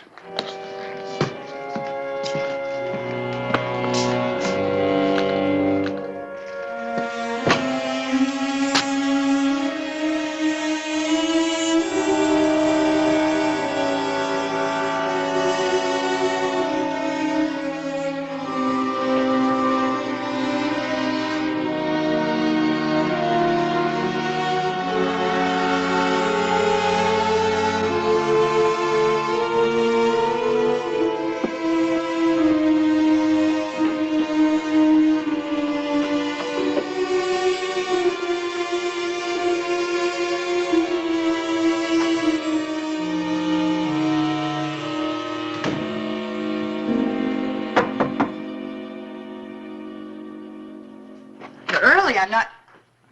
May I come in? Well, it's getting awfully late. This won't take very long. Well, if you've come to talk to my husband, Mr. Hollister, he's not at home. He's in Benson on a business matter. No, I don't want to talk to Mr. Ward. I want to talk to you. Thank you. You're leaving town. A visit to my sister in St. Louis. Oh, isn't Mr. Ward going with you? Well, he might join me later if we sell the store.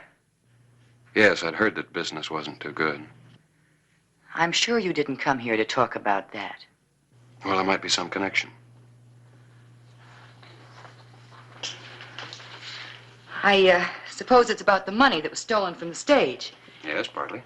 Well, I should think you'd leave that matter to the military authorities. It's gone beyond that now. See, somebody tried to kill me a little while ago. How awful. Yes, And you think there's some connection between the two? there could be. That's rather far-fetched, isn't it? After all, a man in your position must have enemies. I can think of several. Seems that I might have made a new one. One more shouldn't matter. Now, are you quite through talking, Mr. Hollister? I haven't had a chance to get started yet. Seems to me if you'd spend more time running down criminals instead of annoying decent citizens, we all might benefit a little bit. Now, what about the man who tried to rob my husband?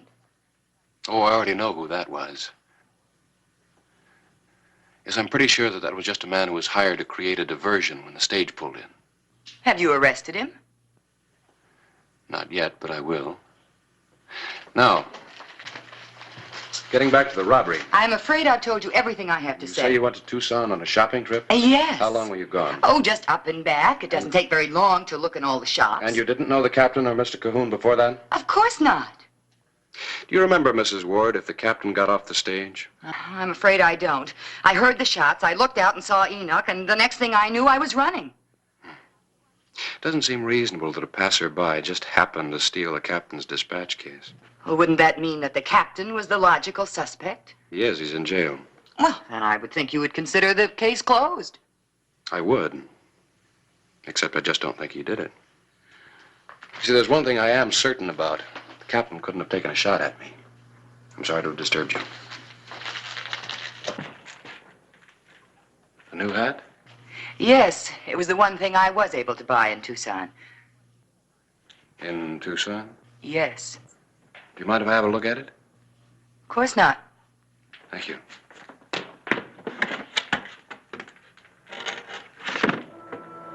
Pretty, isn't it? Yes, very. Well, are you satisfied, Mr. Hollister?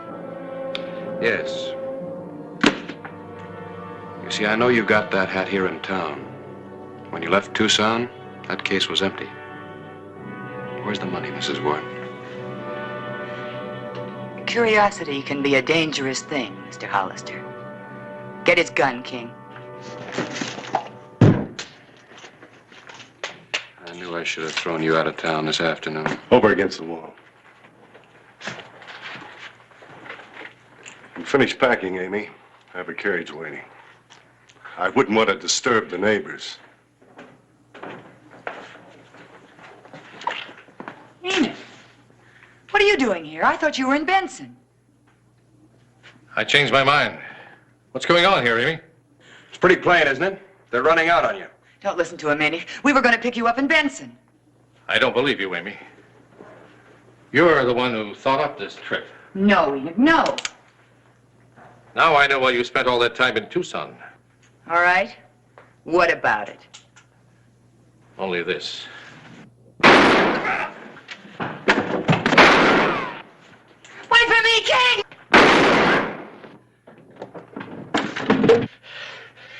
Sheriff! I told you not to push me too far.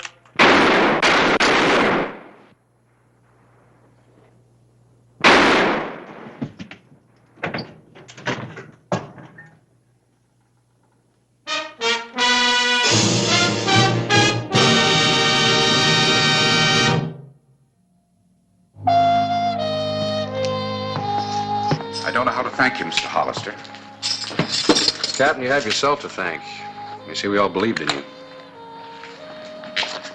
You might give my regards to Mr. and Mrs. Ward. Oh, well, I rarely get up to Yuma Prison on visiting days. I guess I can hardly blame the Army for not telling me about the money. I'm afraid they've always thought of me as a book officer. They weren't sure how I'd stand up under fire.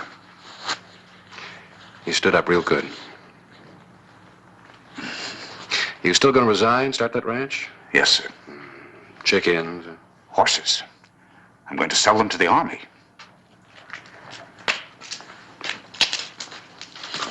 Claiborne? Well, Ward's had it planned very well. Yeah. Enoch starting to shoot just when that stage arrived. Mm-hmm. They would have gotten away with it, too, if Mrs. Ward hadn't bought that hat. Well, looks like another unexciting day.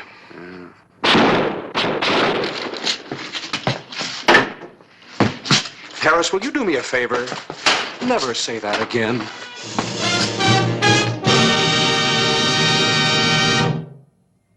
Whistle me up a memory, whistle me back where I wanna be, whistle a tune that'll carry me to Tombstone territory.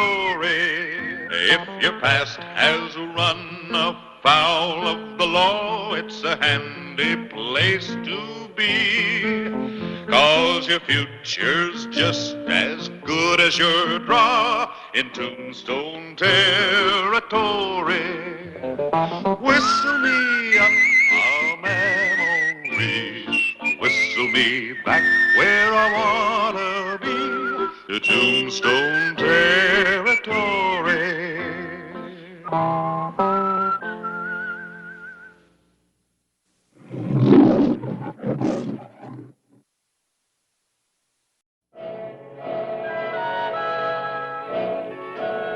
A road near Tombstone, Arizona Territory, September 16, 1889. Wally Joby and Chick Umber, professional killers. Hired by the Hammond faction of the Tanner-Hammond land and cattle feud, a bloody range war spreading throughout the territory. So far, 23 men had died. Every road outside Tombstone was a potential death trap.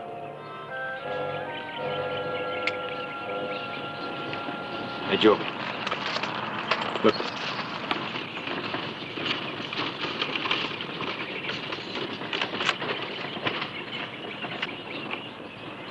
Well, now, ain't that Fred Tanner's kid? Yeah. What about that talk about the range war stopping and all us going free? Don't you fret none, chick. We're still getting paid, and as far as we're concerned, the war's still on.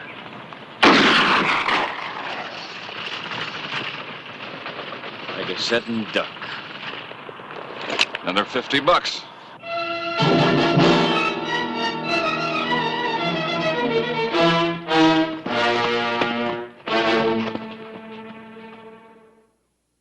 Tombstone territory.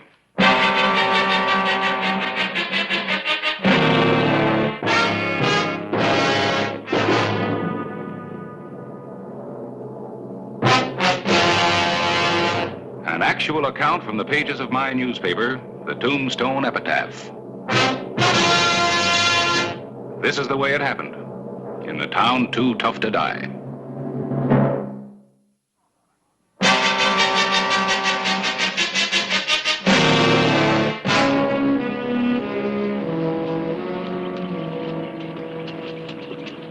Hey, Joby. Do you think we're pushing our luck riding right into Tombstone? You know something about yourself, chick? You're a worrier.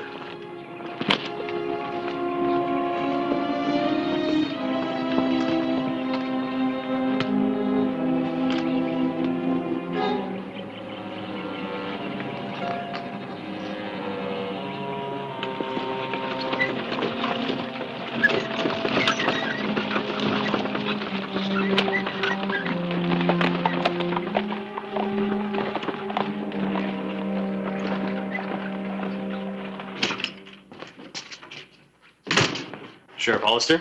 Yeah? From General Claybank. He said it was urgent. Thank you. It's the amnesty. By authorization from Washington, the governor of the Territory of Arizona orders all involved principals to immediately lay down their arms and take oaths to keep the peace. Anyone breaking the amnesty will be summarily court-martialed and executed. Otherwise, all participants are fully pardoned. Does that mean Joby and Umber?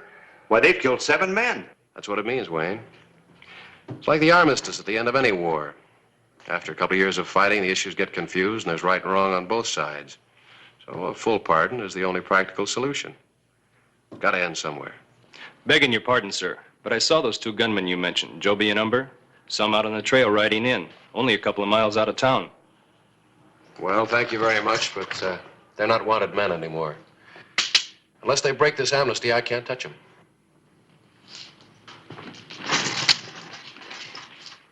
Fred Tanner's in town buying supplies. I'll administer the oath to him. You ride out to Hammond's place and make sure that he understands all of the conditions, and then swear him in. That'll end it.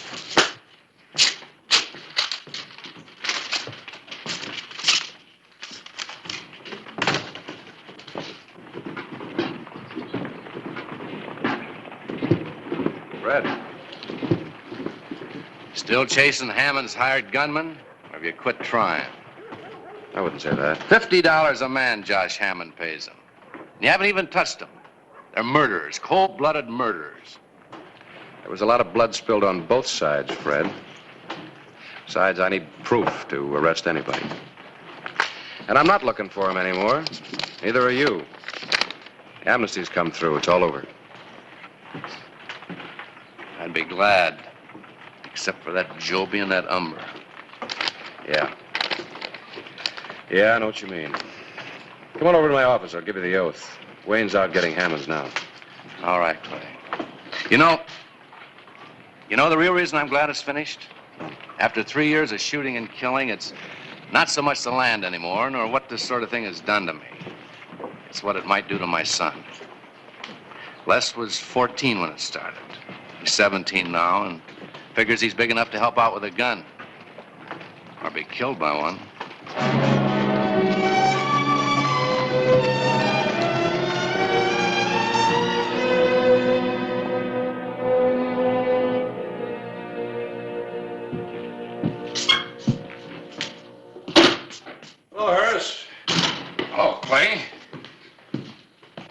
official business for you.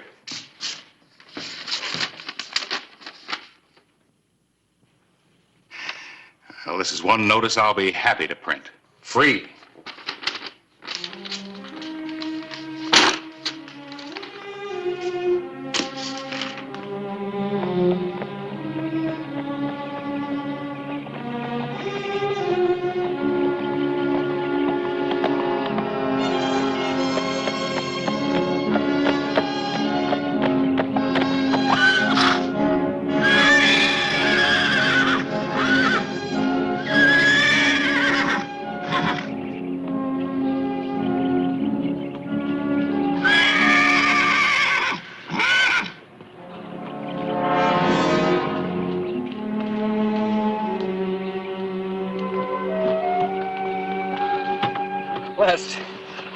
Les, what happened? Ambushed. Don't know who.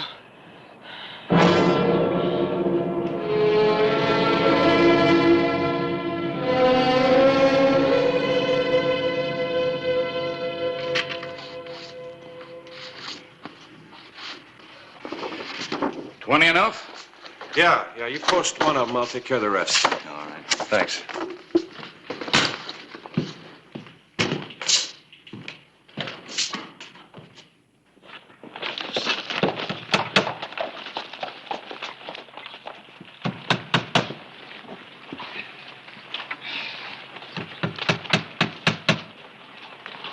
Well, we should do it.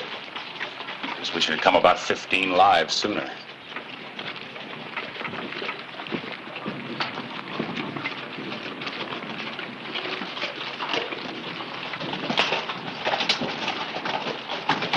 Better get Clay.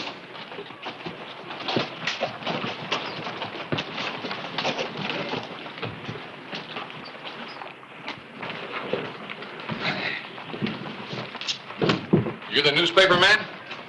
That's right. I sure hope the rest of the people in this town know how to read. Ain't that right, Chick? Oh, we ain't about to break the amnesty. Only it don't say nothing about self-defense. In case somebody else starts something. Well, hello, Sheriff. Sure nice to meet you after all this time. Ain't it nice, Chick? Oh, sure is. Listen carefully, Joby. As far as I'm concerned, you and your partner are nothing but murderers, amnesty or no. But I'm not going to run you out of town, because I want you here. I want you real close. And if you so much as wiggle a trigger finger, I'm going to haul you in. Sheriff, we ain't gonna wiggle nothing. Unless somebody else wiggles first. Say, in case you want us, we'll be over at the Oriental Saloon celebrating our new standing in the community.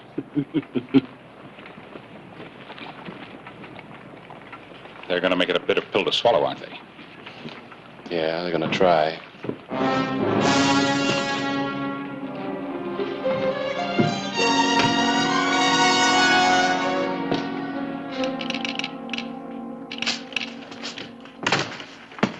Hello, Ellen. Hi. Anything come in on those telegrams you sent out? Yes. No one seems to have anything definite on them. No, just a chance. I was hoping I could turn up something. Wally Joby, known member of the Wild Bunch, suspected bank robber. No proof or warrant. Provo, Utah. Wally Joby and Chick Umber questioned in killings during Santa Fe Sheep and Cattle War last year. No proof. And the same thing, Pecos, Texas. There's not a warrant in the bunch. They played it pretty smooth. I still can't touch them. Can't touch them? What are you talking about? Forgot you hadn't heard. Here. Thanks, Ellen.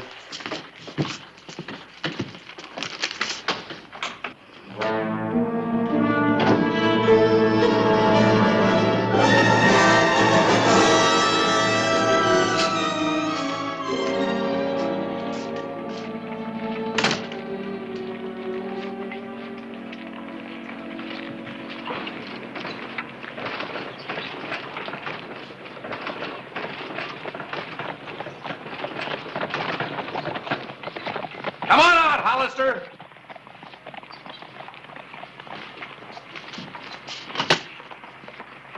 Yes, Fred? Look in the back.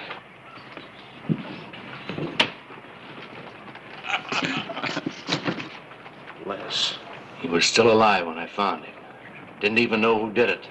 Somebody ambushed him. Who do you think did it? I wanted you to know, Clay. I wanted you to know why I'm going to find Joby and Umber and kill them myself. Look, Fred, I've known you a long time. I know how you feel. But you can't break the amnesty. Otherwise, I'll have to arrest you. The court might hang you. You mean you'd stand for them against me? I mean, I've got to enforce the law no matter how I feel. Besides, you don't know that Joby and Umber did it. I'll ask him to make sure. Just before I kill him, I'll ask him. Hey, Mr. Tanner. Sheriff.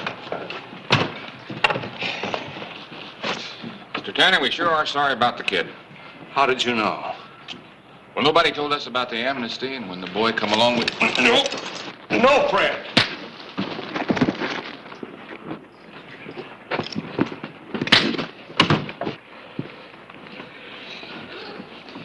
I'll be back.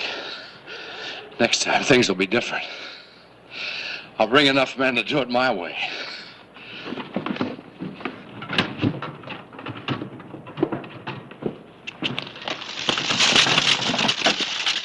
Sheriff, we want to thank you. You know, we don't want nobody breaking that there amnesty. I don't do anything foolish. Sheriff just got a little excited, that's all. We got nothing to worry about. Not with the law protecting us the way it does. Joby! Something for you to remember. There's one man the amnesty doesn't include. Who? Me.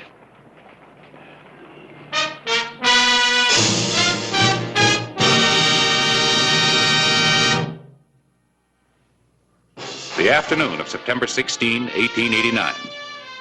A day Sheriff Clay Hollister stood alone to uphold the laws he was sworn to enforce.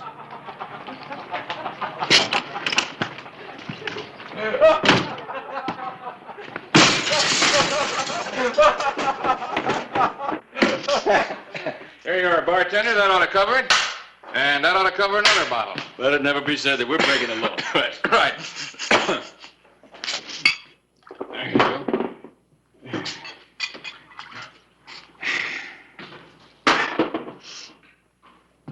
I feel like a little poker, Chick. How about you? Sure. What about Tanner? He ain't gonna bother us none. You saw what the sheriff did. Next time he'll use his gun if he has to. Bring the bottle. You two gentlemen would like us to join you, wouldn't you? Yeah, wouldn't you? It's mighty obliging of you. Let's see here. 10, 20, 40, 50. Seems like all our money comes in $50 batches nowadays. 350, 400, 450, 500. Well, that's it, Clay. $500 reward to the man who kills Wally Joby and Chick Umber, donated by the citizens of Tombstone. What do they want from me? They elected me to this office to uphold the law, and now they offer a reward to go out and break the law. Well, they feel pretty strongly about it. Well, you know how I feel about it. Yeah. So do they. That's why they gave me the money instead of you. You can just give it back to them.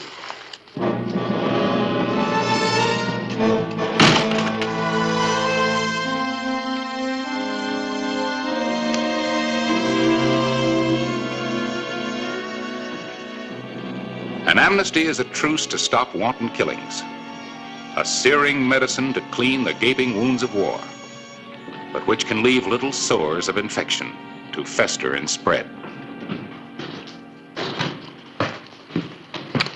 Joby. Oh, Sheriff. I want you and Umber out of town now. Well, 30 minutes ago, you were telling us we had to stay. Well, I changed my mind. Well, you have. Well, we ain't. I said now. Try it. Now, Sheriff, we ain't gonna start anything.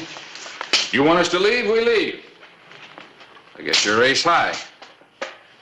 First town I ever saw where a single ace beat two of a kind. How much time we got? I sure would like a drink first.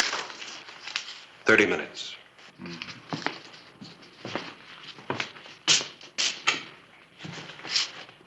Clay? Harris said you probably were here. Outside, Ellen. There's trouble, Clay. At the post office, I overheard them. Most of the merchants, Maddox, Wilson, Richardson, they plan to join Fred Tanner when he comes back. What are you going to do? Well, there's not much I can do except get them out of town. 2 killers going free to kill again. If there was only some way we could get them to break the amnesty. They're not about to. I've thought about it. How to force them or even trick them out into the open. I guess it would take something pretty extra special. Yeah, they're hiding behind that amnesty, and they're not extra special. Extra special, that's it. Where's Harris? He's in his office, I think. Thanks. But I haven't completed a conversation with you all day.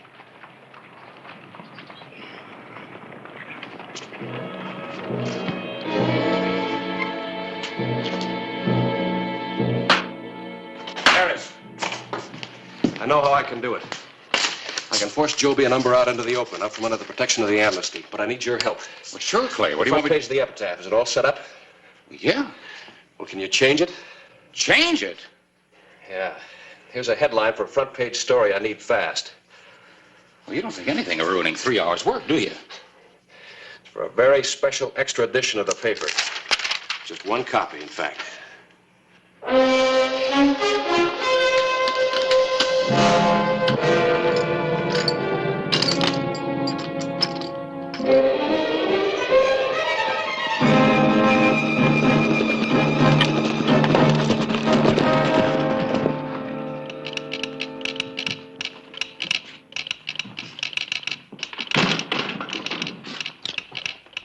Just a moment, please.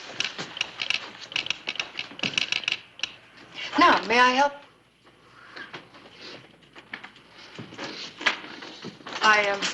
I know who you are. If you're smart, you'll ride out of Tombstone. Fred Tanner's on his way here with his men, and Clay, the sheriff, won't be able to stop them, and... Funny, that's just what we were thinking, since we hear they got a small army. Of course, if you were to ride with us, nobody'd do any shooting, would they? So I figure we'll just wait here till Tanner gets here, and then you and me and Chick will just sort of mosey out of town.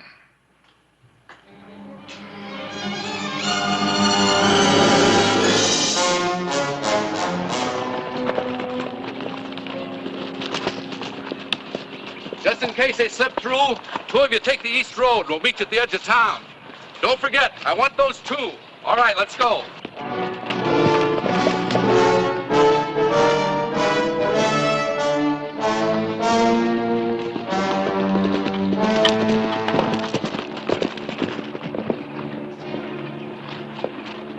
At the request of Sheriff Clay Hollister, I rolled out a special edition. Amnesties restricted to members of Tanner Hammond families only. All hired killers and gunmen to pay for their crimes. 15 minutes. Quick work. I'll just make sure they see it pronto. Yeah, I'll be waiting for you.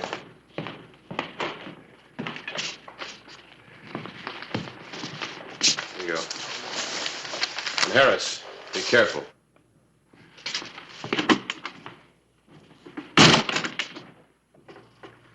Hey, Chick, let's load the saloon, get us a couple of bottles. While we're waiting, we might as well get a little sociable. Seems like no time to be messing with drinking, Wally. You just quit thinking and get it. All right.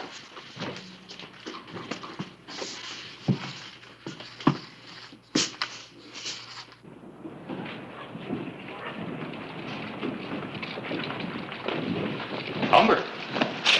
The sheriff's looking for you. Yeah, what for? You mean you haven't heard? Well, it's right here.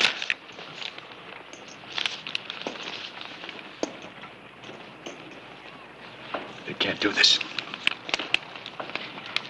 They can't do this.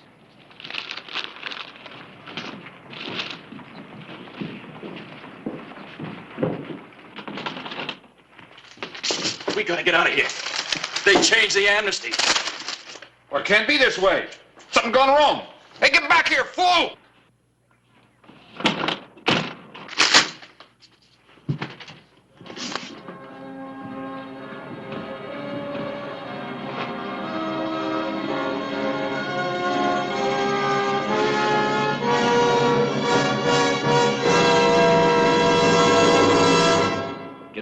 horse, Sheriff.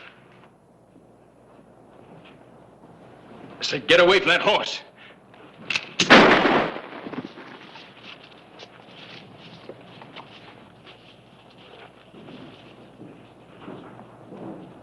Tanner.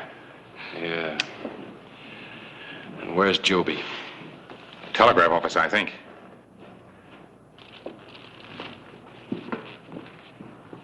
All right, Joby. Come on out.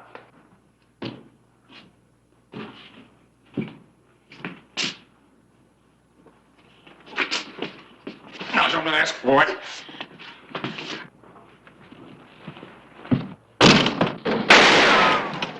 Now, don't come any closer, Sheriff, or I'll kill her.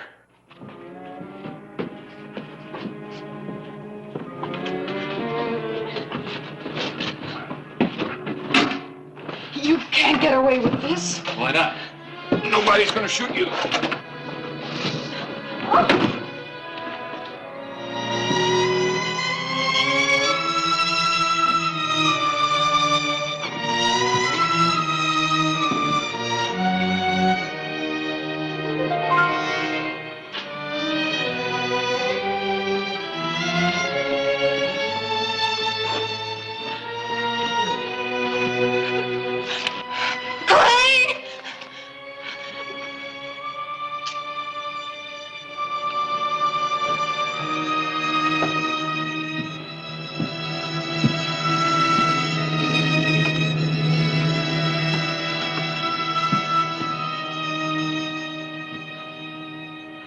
Let her go, Joby. You can't get a mile out of town. I'll make it. You think Tanner's gonna let you go?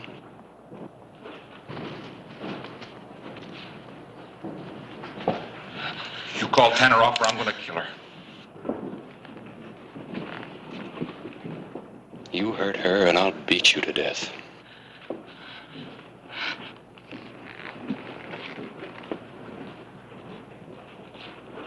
Joby.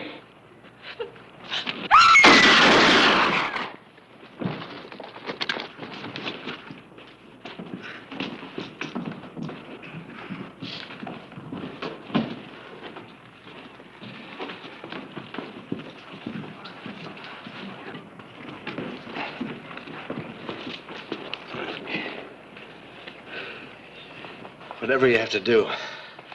I mean with me for breaking the amnesty. It's all right, Clay. I don't care now. When they shot at me, Fred, they lost their protection.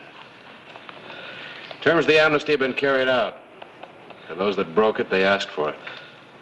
Execution.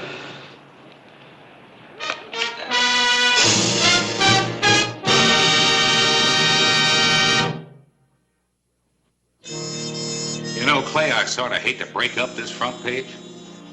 First time in my career I ever put out a one-copy extra. You better save the paper. Someday it might be a collector's item. They were safe until they tried to shoot it out. You sure came up with an ace in the hole. What makes you say that? I heard about it. Joby had it figured right at the Oriental. What do you mean? Wonder if he knew he was playing for such high stakes when he said this was the only town he'd ever been in where a singleton ace beats two of a kind.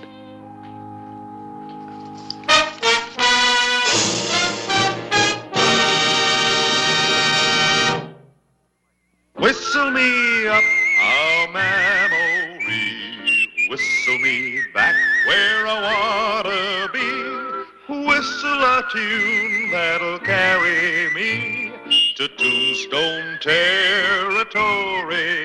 If your past has run afoul of the law, it's a handy place to be. 'Cause your future's just as good as your draw in Tombstone territory. Whistle me up a memory, whistle me back where I wanna be, to Tombstone territory.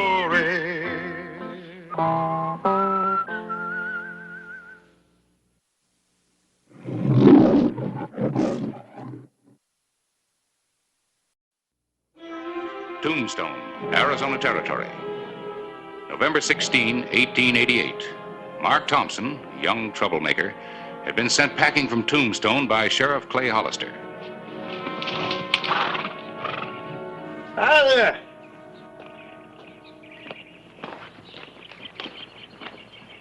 By ginger, I wasn't expecting to see you back this way so soon, Mark. I figured you were having a high old time in Tombstone. Things are kind of slow. Don't just sit there. Light down. I'm just about ready for chow. Got something to celebrate. Sure run into something today, boy. Yes, sir. I guess old Pecos will die rich after all.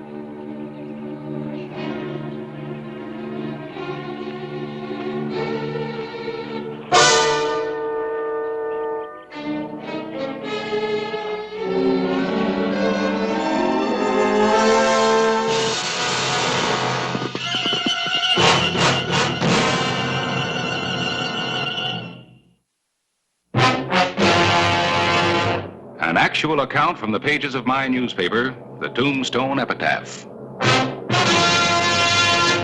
This is the way it happened, in the town too tough to die. Tombstone Territory.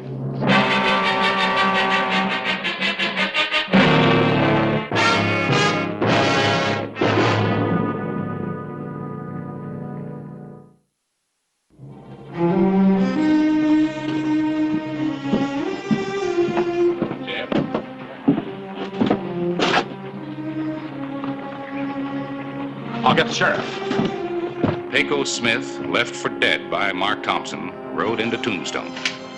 Clay, a wounded man on a horse. You better have a look. All right.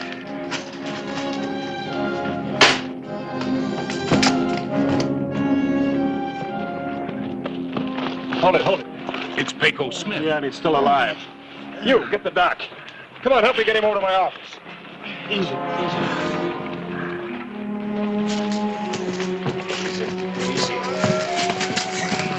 Watch the door, Jam.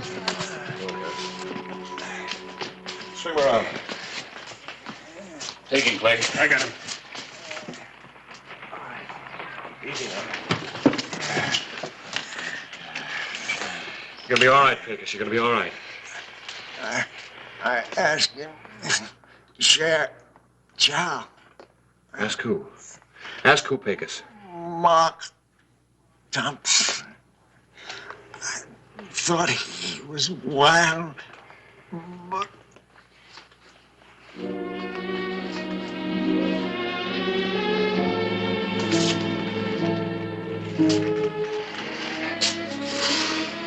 Well, it had to be robbery.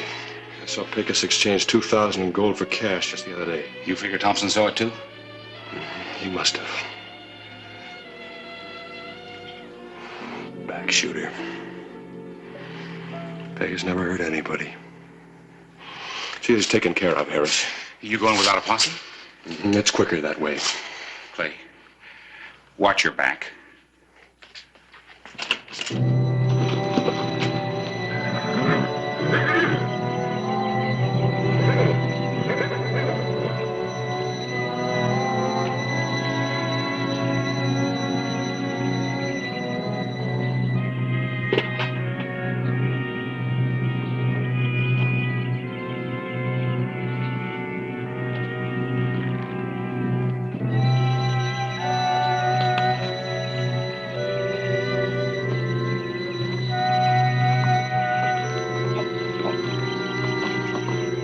November 18, 1888.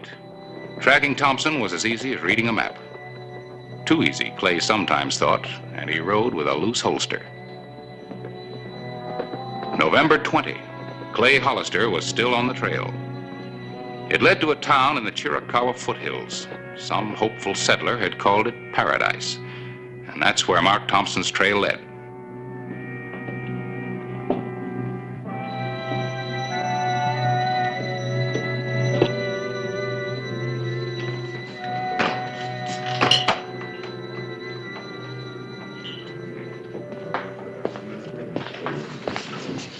Double.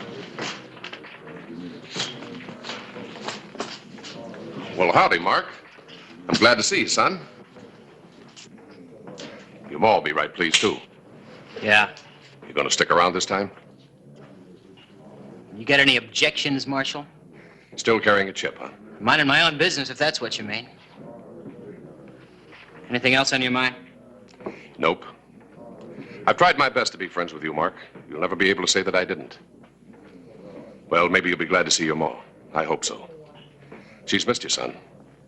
It ain't easy running that place alone. Well, I'm glad you realize that.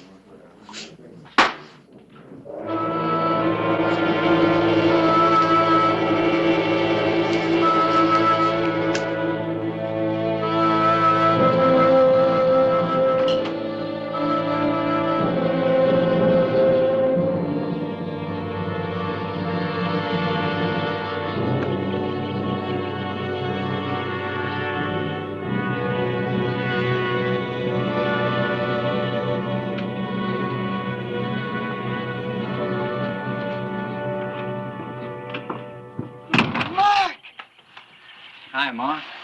Oh, I knew you'd come back. I just knew it. Well, you're looking good, Ma. Oh, Mark, let me look at you. 6 months. Oh, you're thin, Mark. You been eating regular?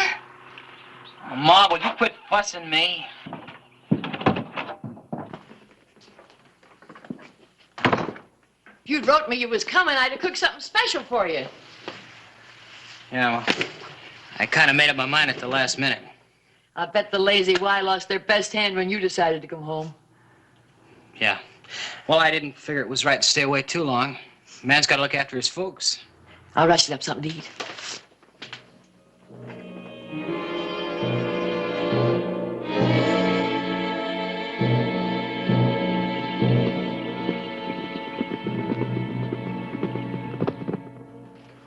They run off 2 of my horses.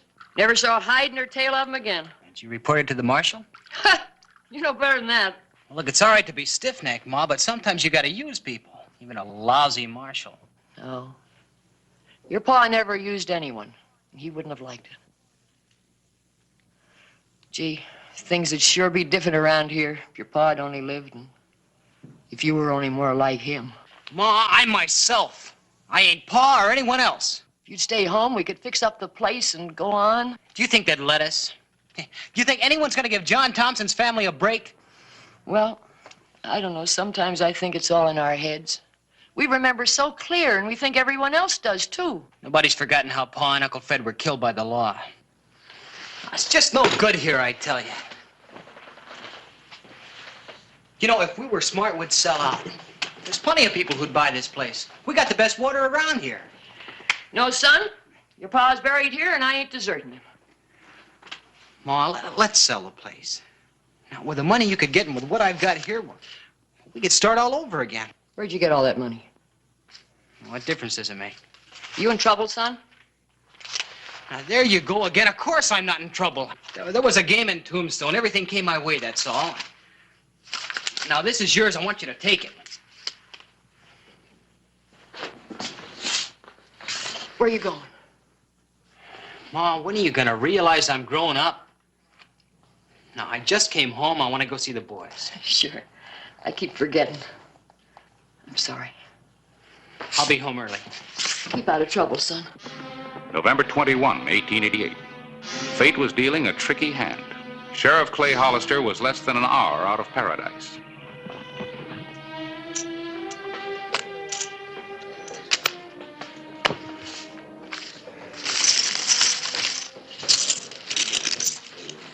Well, I guess I better be getting back to the ranch.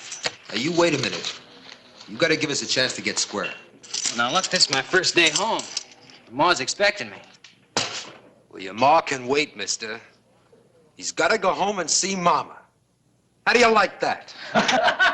Doggone Mama's boy. Hey, none of that.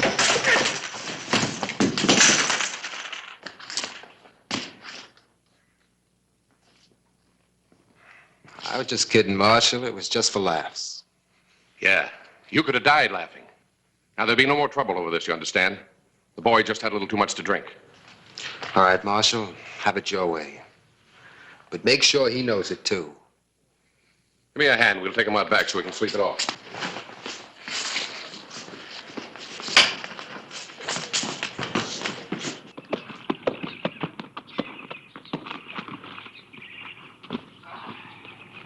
Look like you've been riding, friend. Yeah, will you rub him dry and water him light? And if I'm not back in about an hour, give him half a flake of hay. Yes, sir, I sure will. I say, ain't you been here before? Sure, you're Clay Hollister from Tombstone, ain't you? Well, what's up, Sheriff? Well, when I know, I'll tell you, okay? Big secret, eh? Well, whoever you're after, I hope you catch him. See, if you're looking for the marshal, you'll find him up the saloon. Big ruckus up there a little while ago. But don't worry about your horse. I'll put him off for you real good. Thank you.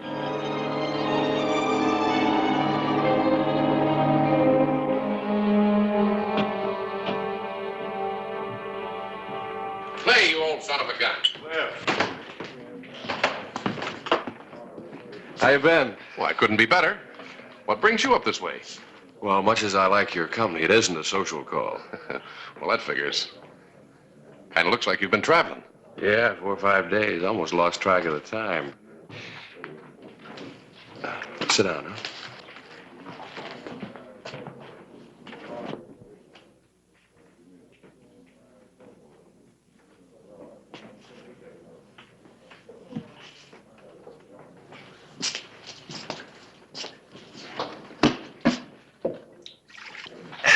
Cliff, you know anybody around here named Mark Thompson? Yeah. He was born and raised right down the road. Does his family still live here? His mother.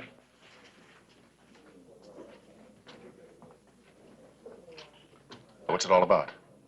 Murder. Murder? In Tombstone, a miner, he backshot him. Have you seen him around? Yeah, he got into a fight in here. I had to lay a pistol to his head. Knocked him out cold. He's out back sleeping it off. Lead off.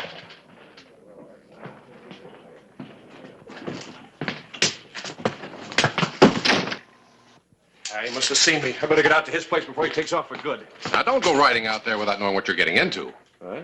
That star, I'd be kind of careful calling on Frida Thompson. Why, that old gal's liable to shoot you before you can call out your name. You'd be dead, and she'd claim you were trespassing.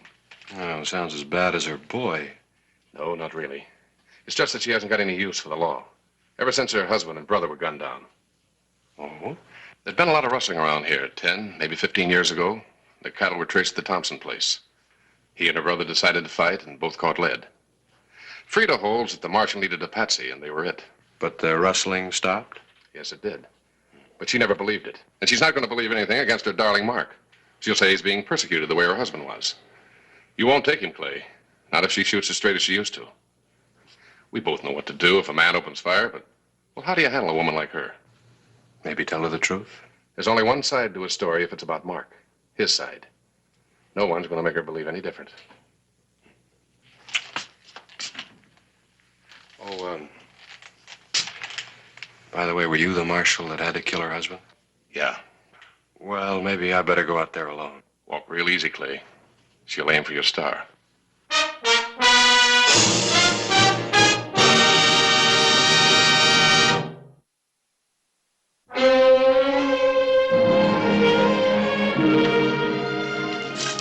Mark!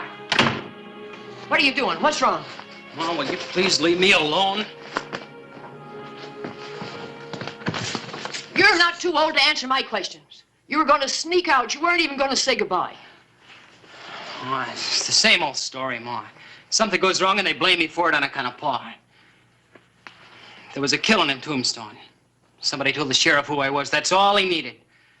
I was playing cards with the boys at the Paradise when he rode in. He's a killer, this Hollister, I know. I didn't want to sneak out on you, Ma, but I was afraid. Sure you were. When are they going to leave us alone?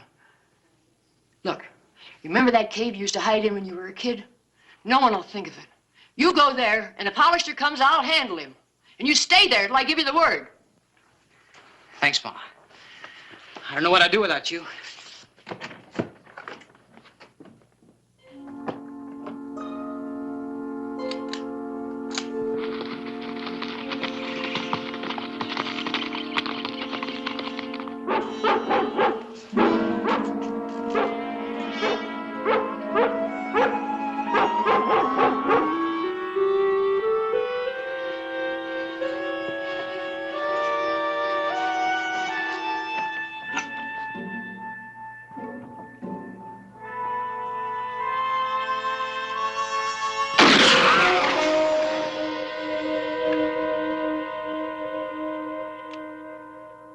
Come on out with your hands up, Thompson.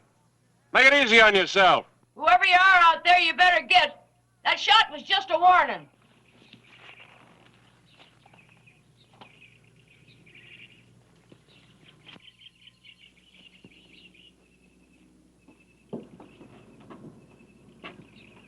I told you to take off, mister. You're trespassing. You're not going to shoot me, Mrs. Thompson. Or you wouldn't have fired that warning shot. Every man's entitled to one warning. After that, he's on his own. Now, ride out, mister. My name's Sheriff Hollister, man. I'm through talking, Sheriff.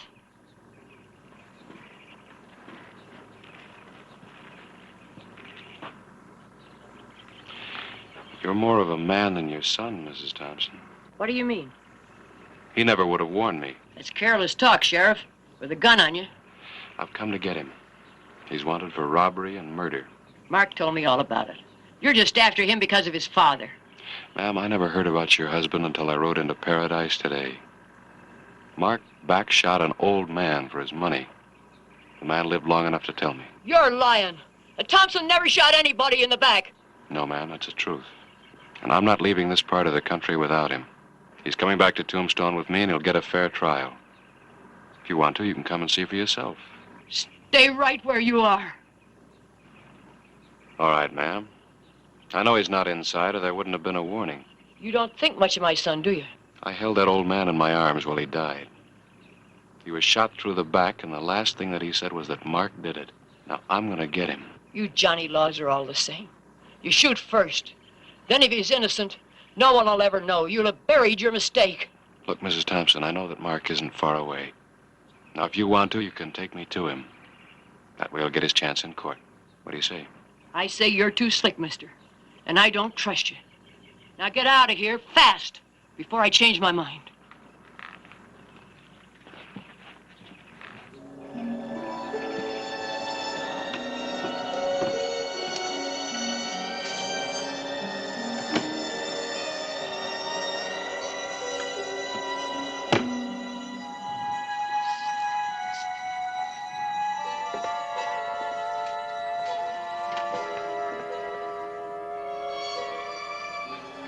Where did I fail him? Where did things go wrong?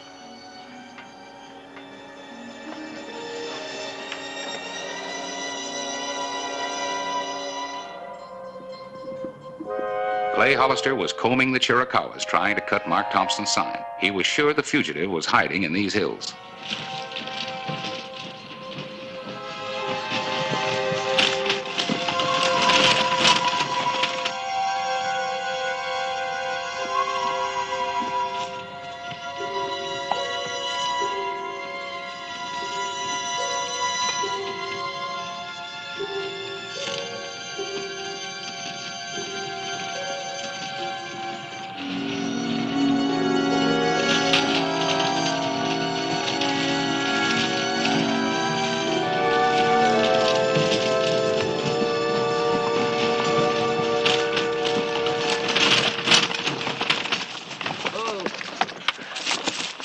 Oh, Howdy.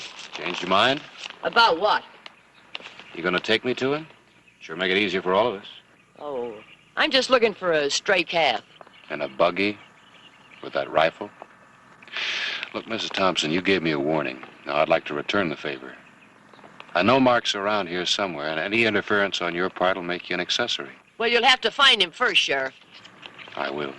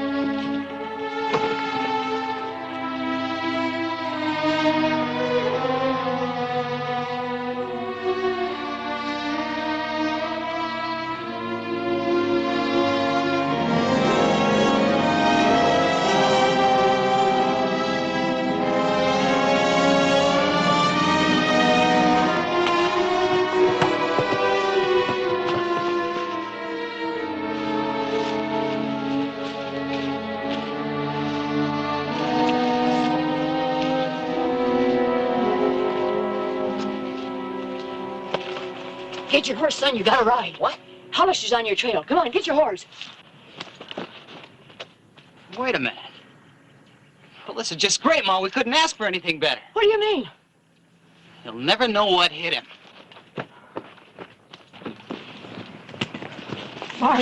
Mark, you can't bushwhack a man. No warning, no nothing. It'd be murder. Look, a bullet kills you just as dead from the back as from the front. And it's a lot safer.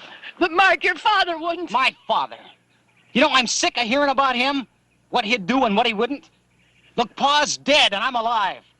And I'm gonna stay that way. But Mark, you gotta live with yourself and you won't be able to if you do this. Won't I? It won't be the first time, Ma. I won't let you. I can't let you. That's all. Ma, let go. No, Mark, no.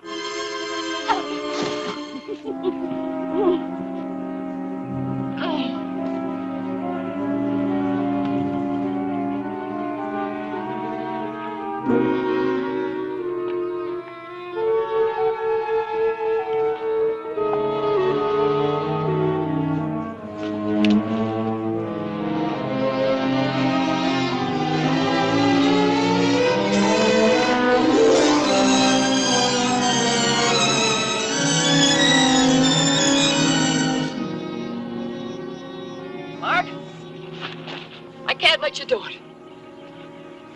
Well, Ma, you gotta. It's the only way out for me. No, please, son, give yourself up for me or I'll have to. Mark!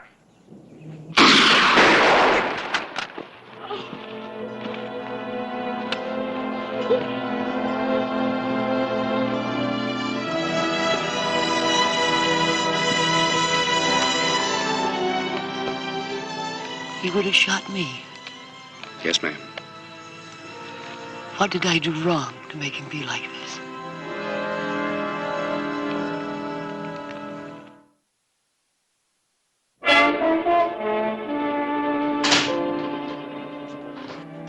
Cliff, Sheriff, one for the road? No, thank you. We were just talking. Who's to blame? Kid goes wrong, it's so easy to blame the parents. I feel real sorry for Mrs. Thompson. Any chance of getting her to move away from this? No. She'll bury the boy next to his father and go right on working the place. You had to kill one of them. I had to kill the other. Some business we're in. Yeah, some business. Well, Clay, if you're ever in this neck of the woods, stop in again.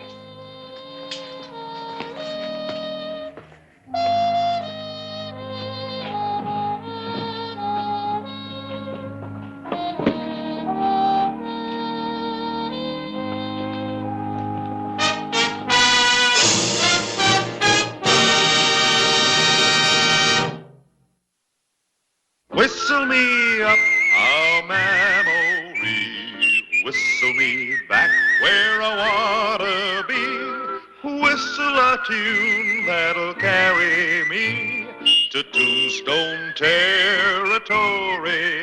If your past has run afoul of the law, it's a handy place to be. 'Cause your future's just as good as your draw in Tombstone territory. Whistle me up a memory, whistle me back where I wanna be, to Tombstone territory.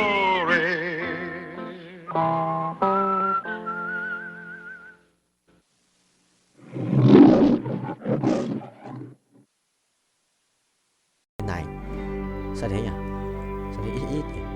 Nổ boom.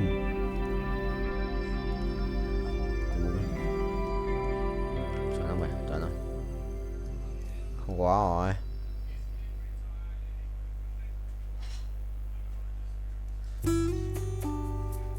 Rồi cút. Xong cút. Meo meo meo meo meo meo meo. Cái gì đấy? Lò đắc bù bù làm mau vậy? Chuẩn không vậy? Thầy lái nha, thầy lái tốc độ cao xem con lái không? Từ từ, mày ấy á, xít được. So ride a car in high speed ấy.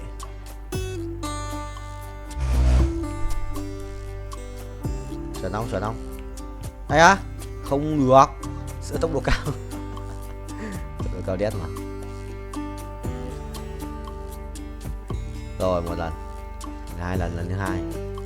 300 lap à? 400 lap. Chuẩn không thầy? Chuẩn không?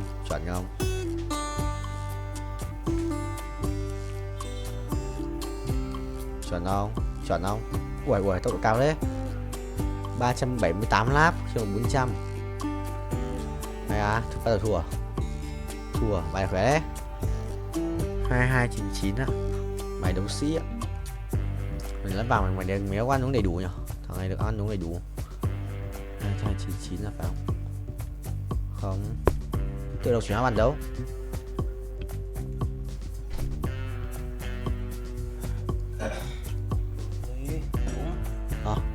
Đúng đi em. Đúng.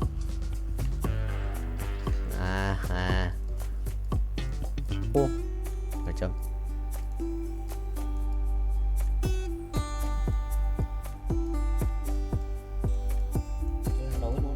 Này em. Full rồi. Chuẩn bị ăn đi sang xuống dưới.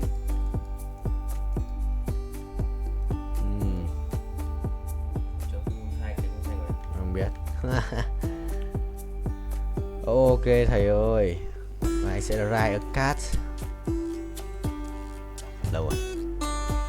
15 phút. Well played bro. Lái luôn đấy, lái. Bình vua lái racing boy.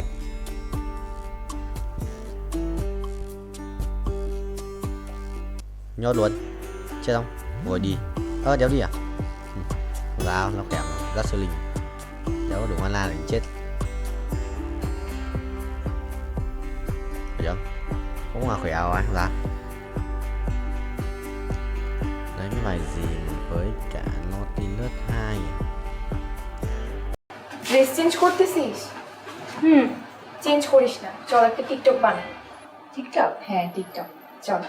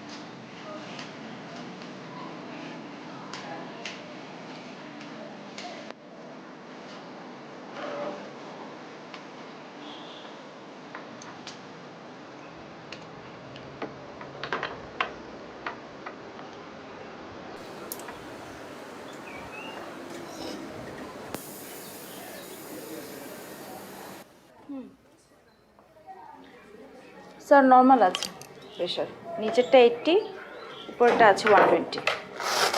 ঠিক। Thank you. খামটা দে।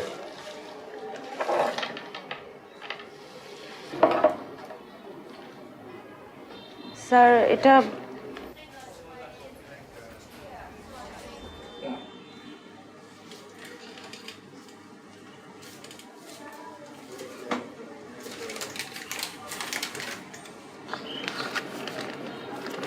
কি আশ্চর্য দেখছিস, 1000 টাকা দিল pressure মারতে। তাও তুই জানিস উনি কে? উনি শহরে অনেক বড় ধনী লোক। এমন কোনো মসজিদ মাদ্রাসা নাই যে উনি দান করেন নাই। এমনকি আমাদের এই হাসপাতালেও ওনার চ্যারিটি হেল্প ছিল। ও ভালো লোক। ড্রেস চেঞ্জ করতেছিস? চেঞ্জ করিস না, চল একটা টিকটক বানাই। টিকটক? হ্যাঁ টিকটক, চল। ঠিক আছে। এই ড্রেসটা পরবো, এটা পর।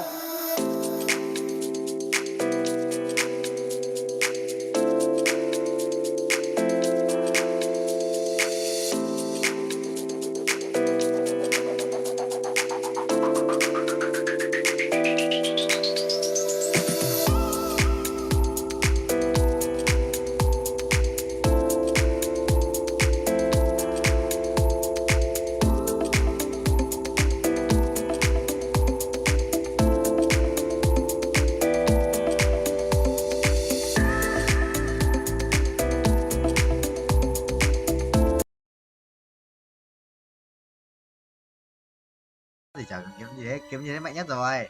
Và kiếm mạnh hơn đâu, chuột. Để mất đến map cuối thì mất được. Mắc cho heo ấy.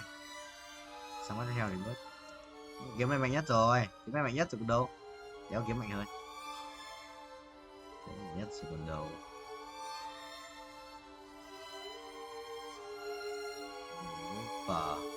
Lúc không.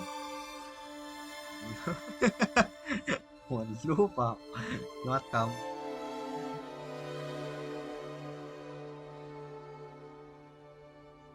Hôm nay anh chán quá, anh định không đi học cô cũ.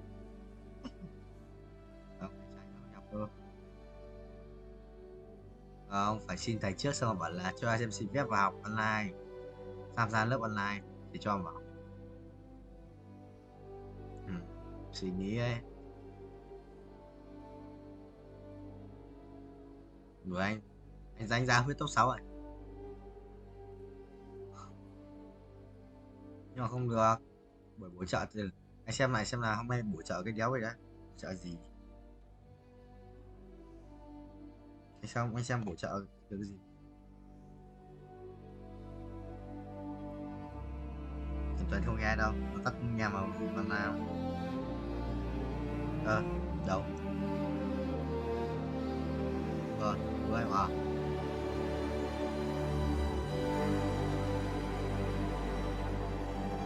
Không được Vũ ơi, chụp cái hình bắt chú ấy. Được. Bây giờ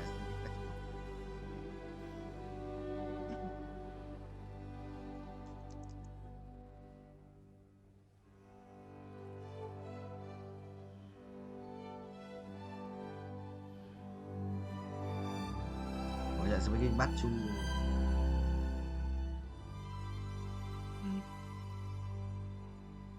Không, nó hỏi về át thì nó bị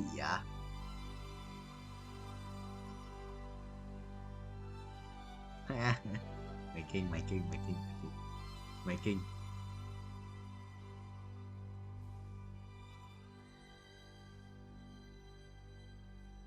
Thôi Nam không được làm. Thôi Nam gì thử xem trong thư spam ấy xem có không.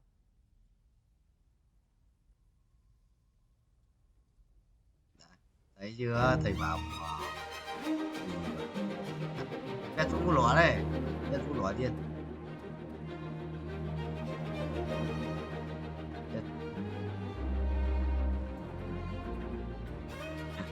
Không chán quá.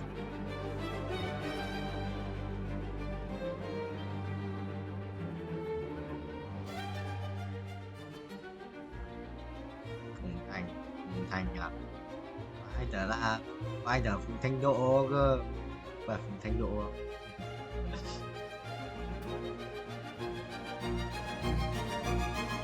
quay lên mình thải, quay lên mình Nhân Nam.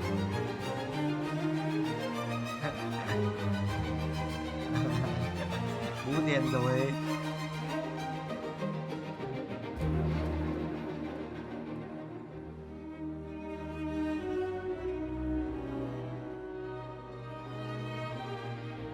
Của anh tôi mà.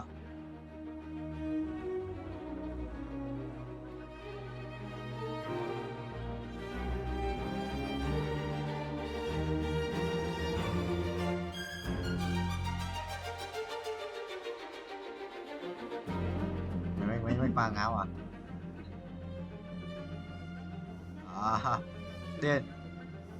Điên à, cái thằng này quay còn dài hơn cái thằng này còn quay còn dài hơn cái thằng đầu tiên quay cùng anh cơ. Thằng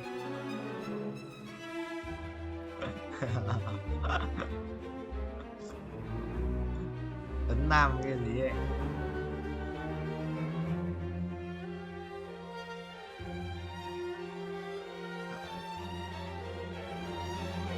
Không bị vết là xong mà.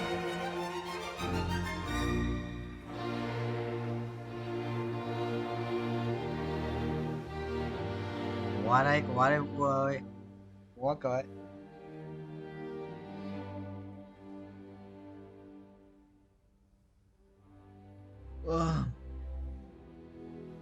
Tập tới sau chắc bị đau quá. Nó xong ngủ dậy. Rồi xong ngủ dậy không bị đau.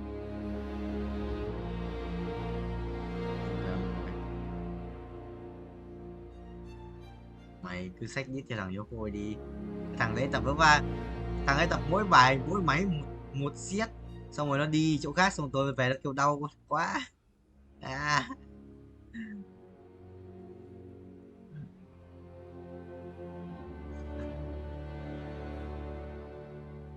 Mày nhót.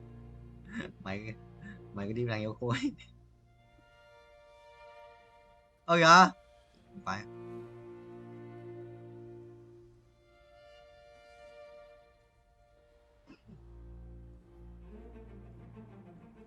Lưng tay trước.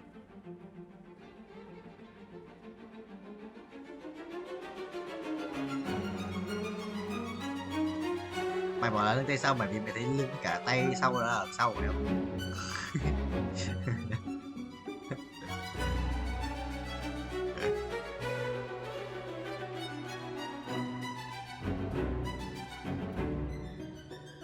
Huyết kiếm à? Mày kinh. Gà đen à?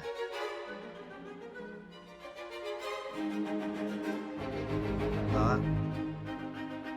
Tao biết tao bị over mà sao? Bẩn nhá mày, tao biết mà, tao biết thế trước. Tao biết tao béo thì tao mới giảm cân, tao giảm béo, tao giảm 4 cân rồi đấy.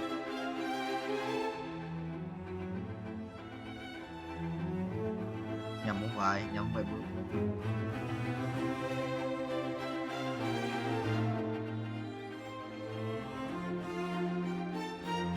Lắp đồ bằng dòng.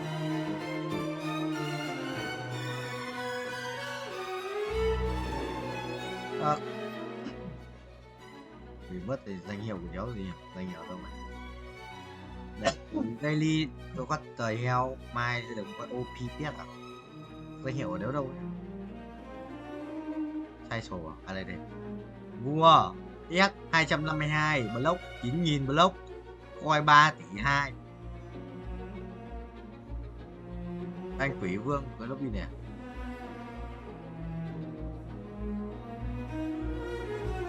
Phải update nhiều mà sao đéo có cốt nhỉ? Chú tao.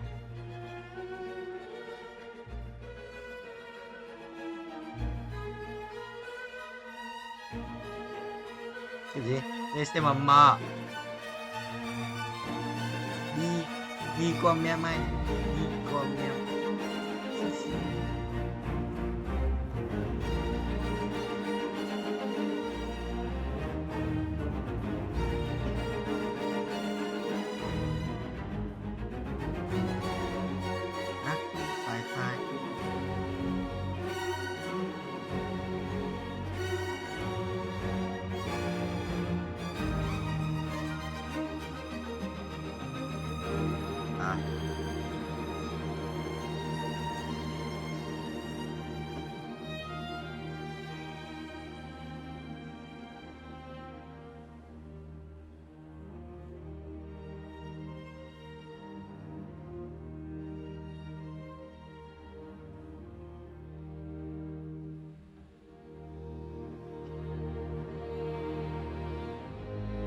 Gửi với bạn sáng 2 thi giải tích điểm 8 cộng mà cứ kết thấp nhé. Mình thi có 3.5 thôi. Còn chưa kêu 8 cộng kêu cái gì hả? Là tao được có 8 điểm. Tiếc. Thì đưa mình này ở đó mà chê. Làm như thượng đẳng lắm. Chắc thấy phòng toàn 3-4 xương lắm nhỉ. Kinh ác. Mấy cái thằng vẫn ít. Mấy cái thằng 2 cái 5 này. Thằng đang nói là cùng khóa yêu cùng khóa với cả yêu béo hả? Đó, chúng nó thế chúng nó đi thôi.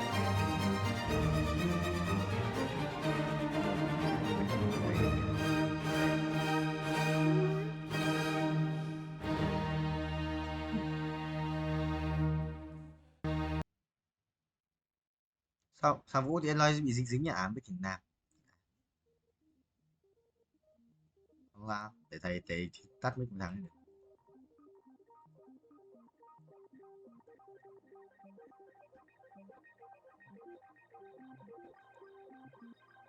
Em quan. Ui thầy khỏe đấy. Có được quan khỏe vậy bro lui. Thầy mà chưa khỏe như vậy, thầy khỏe hơn. Ha, có ánh sáng. Nhót, mày nhót. Mấy cái đéo bây giờ, đéo biết trên gì luôn. Ở trên ra còn 4 tiền là đánh con đấy. Yes sir, được rồi. Sống chết có số rồi. Dạ. Bảo Nam về phê phát gì Vũ xong rồi lên xem có sao. Well. Với cùng rồi. Hết rồi, cảm xúc mất đi, đi mất được mà. Đến móc cuối phát đi mất được luôn. À không, đi mất đi chứ. Bị mất luôn. Hôm tao đánh đến mãi không đi thầm đi bớt này, tao đánh 50 tỏi tiền đéo đi bớt rồi sau đi bớt thì không. Chẳng em gì, bao nhiêu tiền trả em đéo rồi sau phải đi bớt hết.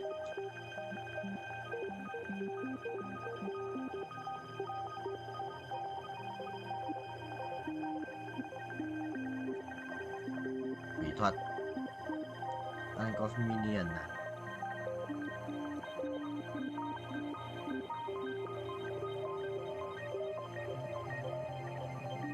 Phải vứt đi à?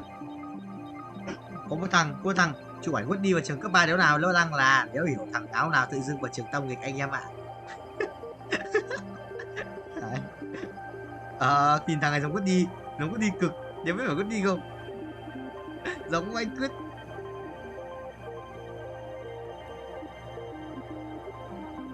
Thằng vứt đi thật thì sao ấy? Vứt đi mà, nhưng mà nhìn nó béo hơn mọi lần ấy.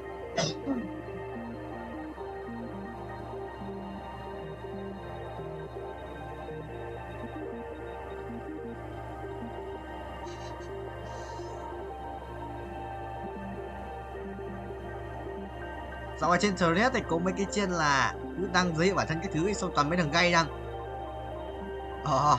Nếu hiểu nghe thằng gay làm nhớ gì này. Nó cứ đăng là mình một biết bao nhiêu ấy, đăng 1 tỷ cái giới thiệu bản thân ra ấy, xong rồi thích con trai với cả bisexual.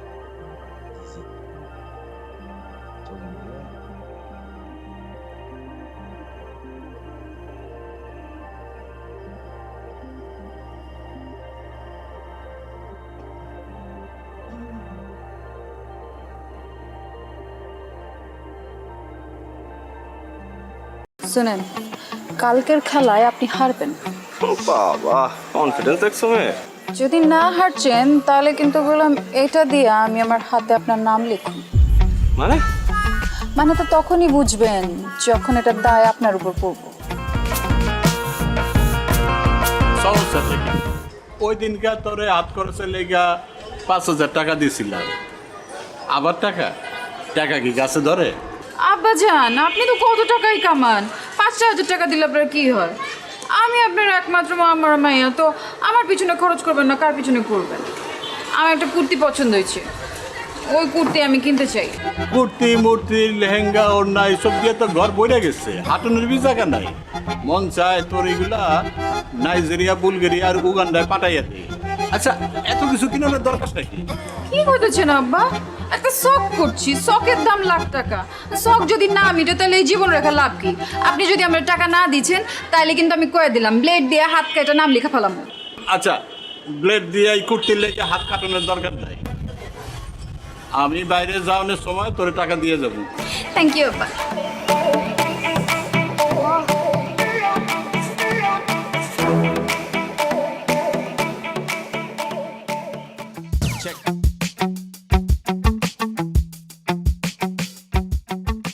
আচ্ছা লাইলি, তুমি এরকম প্রতিদিন কোনো পড়াই complete করছো না, আমি কিন্তু তোমাকে আর পড়াতে আসবো না। আসেন না, আপনারা ক্যাথায় কইছে আইতে আমি কইছি শেষ পর্যন্ত তোর বাবার কাছে আমাকে কমপ্লেন করতে হবে। আপনি আমার বাপের কাছে কমপ্লেন করবেন? পড়াশোনা করছো না, বাবার কাছে কমপ্লেন করবো না? অবশ্যই করবো। ঠিক আছে, আপনি যান, আপনি আমার বাপের কাছে কমপ্লেন করেন, এদিকে আমি ব্লেড দিয়ে হাত কেটে আপনার হাতের নাম লেখা রাখবো এখান দিয়ে। কোথায় চলে যাও? আস্তাগফিরুল্লাহ। দেখো, এইবার না হয় আমি তোমার বাবার কাছে কমপ্লেন করবো না, কিন্তু তুমি যদি পরীক্ষায় ডাব্বা মারো তাহলে তো আবার আমি শেষ।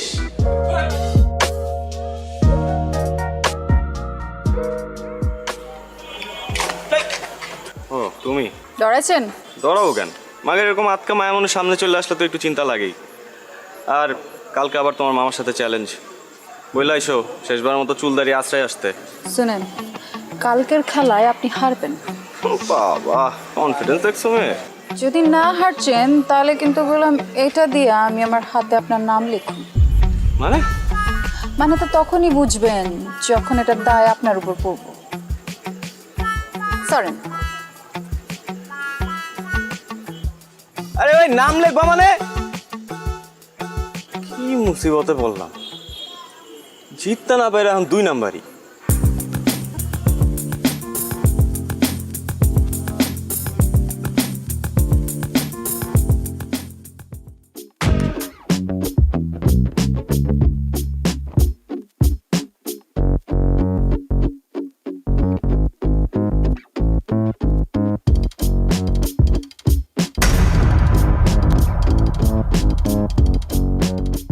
কি সমস্যা? যাইতে দিছো না কেন? সমস্যা আমার না আপনার। আপনি মানুষ না খুনি? মানে বুঝেন না? কালকে কি করছেন? কাচির লগে কি মিলাচ্ছেন? পেট খারাপের ওষুধ। দেখো এখন কিন্তু বাড়াবাড়ি হইতেছে। তোমরা কাচ্চি খাইতে চাইছো, আমি খাওয়াইছি ব্যাস। কারণ কারো যদি পেট পাতলা হয়ে যায়, কেউ যদি হজম করতে না পারে, সেটা তো তার সমস্যা, আমার না। বাড়াবাড়ি আমরা করছি না আপনারা করছেন? মানে ইচ্ছে করে আপনারা খান নাই কালকে, তাই না? যাতে আমার লগে প্রতিশোধ নিতে পারেন। আর যদি নিতে চাই সেটা কি দোষ? 3 বার ঘুরি চ্যাম্পিয়ন আমি, তোমার কারণে আমার হারতে হয়েছে। হারছেন তো কি ইচ্ছে? মাঝে মাঝে কিছু জিতবার লাগা কিছু হারতে হয়। এই তোমার কাছে হাইরে আমি কি জিতছি? হ্যাঁ, আমারই জিতছেন, আমার মন জিতছেন। এই দেখো, তুমি আমার আবার কোনো কিছু তো ফাঁসে দিচ্ছ, আমি বুঝছি। এইসব ফান্দে আমি পা দিতেছি না, প্লিজ। আমি আপনারে ফাঁসাই নাই, আপনি আমারে ফাঁসাইছেন। আমি তো আপনার প্রেমে পড়ে গেছি ফ্রি মাস্টার। আপনি আমার মারবেন, মারেন, কাটতেও ফালান, কিন্তু আমি আপনার ভালোবাসি, এটাই সাইন্স। হ্যাঁ, এর জন্যই তো সায়েন্সে মারো ডাব্বা। যতই অপমান করেন, শাদি তো আপনার আমার লগে হইব। তোমার মতো মেয়ের সাথে শাদি দূরে থাক, প্রেম পর্যন্ত করতে রাজি নাই আমি। হ্যাঁ, আর এইসব ব্লেড ফেড দিয়ে কোনো কাজ হবে না, আমি ভয় পাই না আর। দেখো চন্দ্র, তুমি কি করো।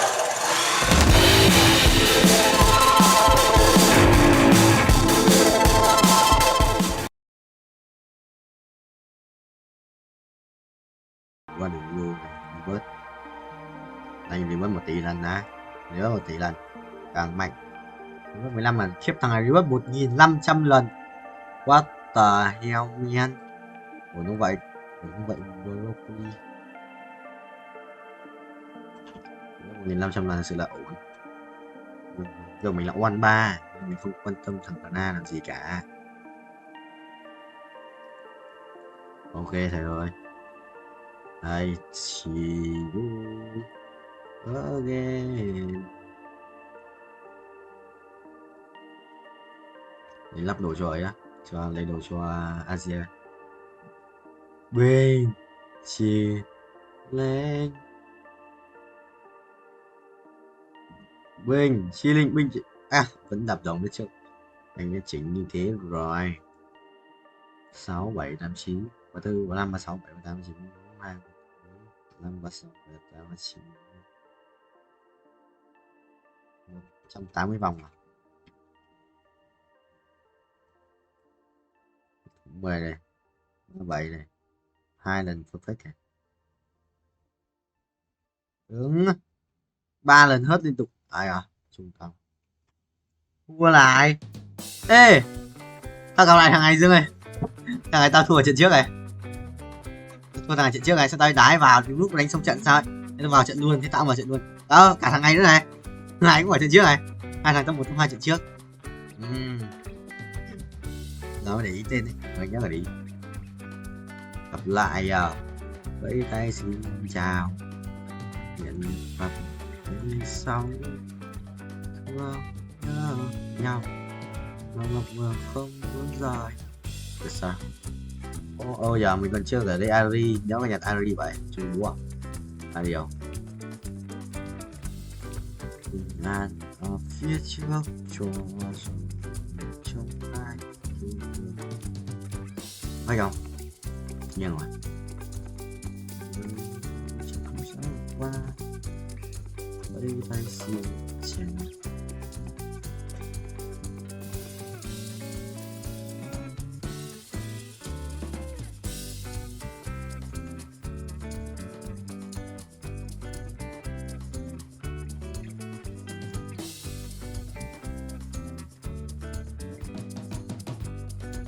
mày đi đâu chôn à?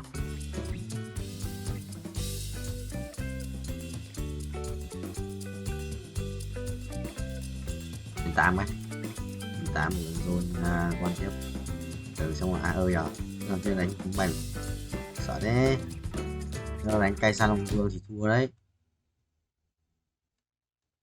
মন্টুর বাসা ফাঁকা, খালি বাসা, পুরা খালি, খাওয়া দাওয়া নাই, তুমি আর আমি, শুধু তুমি আর আমি একা একা। কত বড় সাহস তোর, হ্যাঁ? তুই সাহস পাইলি কিভাবে আমার নিয়ে খালি বাসায় যাবি? বাসায় আমার কথা বলো, বিয়ের কথা বলো, সিরিয়াস হও। তুমি তো জানো আমার বাসার অবস্থা কি, এমন ভাই যেন পৃথিবীতে কারো ফ্যামিলি যেন না জন্মায়। মানে ওর জন্য আমি কিছুই হচ্ছে না, ও ফেল করে আর বিয়েটা হচ্ছে না, ফেল করতেছে আর হচ্ছে বিয়ে পিছাইতেছে, কিন্তু আমার লাইফটা কোথায় যাইতেছে সেটা তো কেউ চিন্তা করতেছে না। ও তো সেই ব্যাপারে কোনো টেনশনই নাই। আমি যে তোমাকে কত ভালোবাসি এটা কি ওকে আমি বলতে বুঝাইতে পারতেছি বলো? হ্যাঁ আরে কি হয়েছে? না আমি আর বসে থাকতে পারবো না, এতক্ষণ ধরে রিকশায় বসে থেকে আমার ব্যাক পেন করতেছে। কোথায় দেখি? দেখতে হবে না, আমি আর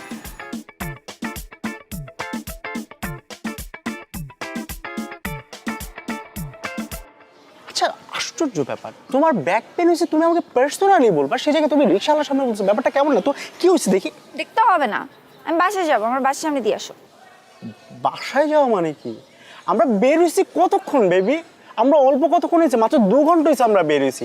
আজকে আমরা সারাদিন ঘুরবো, খাওয়া দাওয়া করবো, তারপর হচ্ছে মন্টুদের বাসায় যাব, তারপরে আমরা যা হওয়ার তা করবো, মানে বাসায় যাবো আর কি। আবার মন্টুর বাসায় কেন?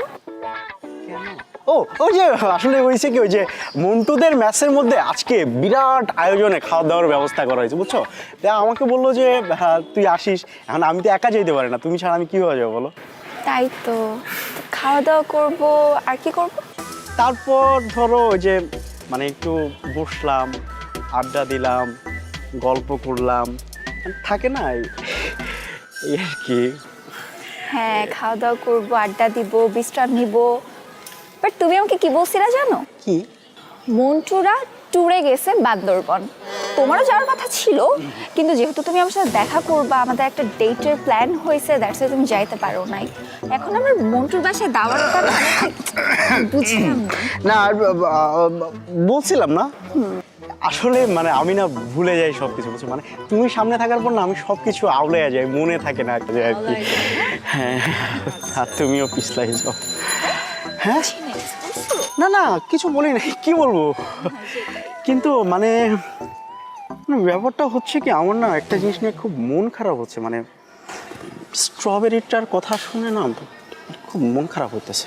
কি মানে মানে স্ট্রবেরি, যে স্ট্রবেরি কি চকলেট, মানে তোমার জন্য চকলেট বলতে ললিপপ, তোমার জন্য দুটো মানে স্ট্রবেরি ফ্লেভারের চকলেট আনছিলাম, তো ওগুলোর কথা না খুব মনে পড়ছিল। মানে থ্যাংক ইউ, ওয়েলকাম। শোনো এসব ভাওতাবাজি বাদ দিয়ে কাজের কাজ করো, বাসায় আমার কথা বলো, বিয়ের কথা বলো, সিরিয়াস হও। তুমি তো জানো আমার বাসার অবস্থা কি, এমন ভাই যেন পৃথিবীতে কারো ফ্যামিলি যেন না জন্মায়। মানে ওর জন্য আমি কিছুই হচ্ছে না, ও ফেল করে আর বিয়েটা হচ্ছে না, ফেল করতেছে আর হচ্ছে বিয়ে পিছাইতেছে, কিন্তু আমার লাইফটা কোথায় যাইতেছে সেটা তো কেউ চিন্তা করতেছে না। ও তো সেই ব্যাপারে কোনো টেনশনই নাই। আমি যে তোমাকে কত ভালোবাসি এটা কি ওকে আমি বলতে বুঝাইতে পারতেছি বলো? হ্যাঁ অনেক প্রবলেম না? খুব প্রবলেম। আমার কাছে একটা সলিউশন আছে। কি সলিউশন? চলো আমরা পালাই বিয়ে করে ফেলি। দেখো তোমার বাসায় প্রবলেম আছে, আমার বাসায় অনেক প্রবলেম আছে, বাট আই এম সিরিয়াস। এসব বাসার প্রবলেম এত পাত্তা দিলে চলবে না। পালায় বিয়ে করে ফেলি। বেবি তোমাকে আমি এই কারণে এত লাভ করি, তোমার ইন্টেলেকচুয়াল হাইট এত বেশি যে কোন দিন জানি তোমার সাথে থাকতে থাকতে আমার হাইটটাও 6 গিয়ে পৌঁছে যাবে। 6 কি ফিট, ইঞ্চ নাকি সেন্টিমিটার? না না ফিটই তো, ফিট। ও মন্টু বাসায় নেই তাই না? না না বাসায় নাই তো। তাহলে মন্টুর বাসায় আমরা যাবো কিভাবে? কারণ চাবি আছে তো আমার পকেটে। চাবি? হ্যাঁ। মন্টুর বাসা ফাঁকা, খালি বাসা, পুরা খালি, খাওয়া দাওয়া নাই, তুমি আর আমি, শুধু তুমি আর আমি একা একা। কত বড় সাহস তোর, হ্যাঁ? তুই সাহস পাইলি কিভাবে আমার নিয়ে খালি বাসায় যাবি? তুই কি মনে করছস আমাকে বলবি যে চলো আমরা খালি বাসায় যাই, তোর সাথে আমি ফুরফুর করে চলে যাব? ঠিক আছে, না গেলে তো আর কিছু করার নাই। পিছলাইতেছ না? আসলে তুমি না আমাকে নিয়ে সিরিয়াস কিনা আমি সেটাই বুঝি না। আমি বাসায় একা একাই যাচ্ছি, আর তোরে ললিপপ তুই খা খা খা। Baby baby lollipop.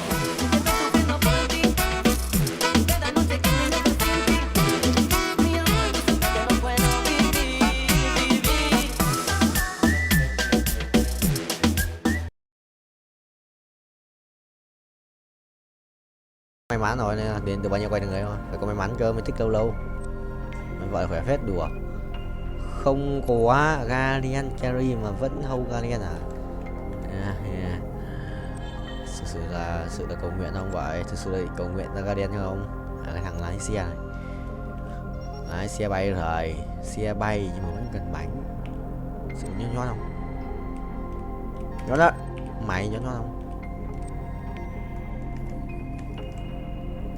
Ui Galio rồi, what the hell? Ui nó ở kia thì không quan tâm. Chơi Galio rồi, để Galio ngoài, chưa cần lắm. Cũng xịn đấy, nhưng mà thiếu xe lát, nhận được xe lát nữa là xong. Perfect tiếp à? Thêm nữa không? One more. Ê, 135 xuống 126 nhỉ? Đồ reset. One more này. One more. One ai không được. One more. Không one more à? Quả đấy, đây, để one more. Two more. Two more. Hai si basikira. Nope. Mày bay 54 à? Thực sự là 5 củ ấy, nên là 50%. Quay đều. Cái gì đấy? Không skip được quên mất. Có thể về qua kia thì bay thì kiếm tiền rebirth quá mạnh. Ra một tuổi mà rồi lên qua 4, cứ chỉ qua 4 cho tôi vậy, chôn tôi à?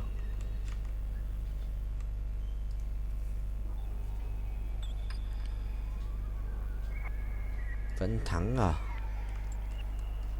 Sự bay là tỷ vong. Anh ác quỷ rồi, hóa ác quỷ rồi.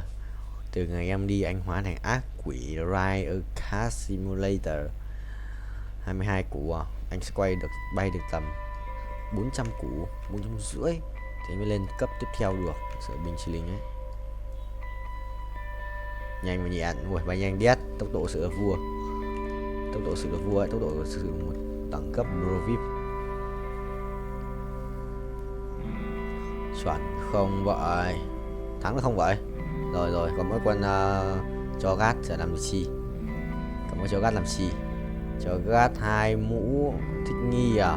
Làm chi? Ui, thổi đau phết, đùa. Ê, nó thắng được cái cút đấy. Ê, nó thổi chết Zone này. Không chết được. Có 2 cái mũ kia đéo chết được.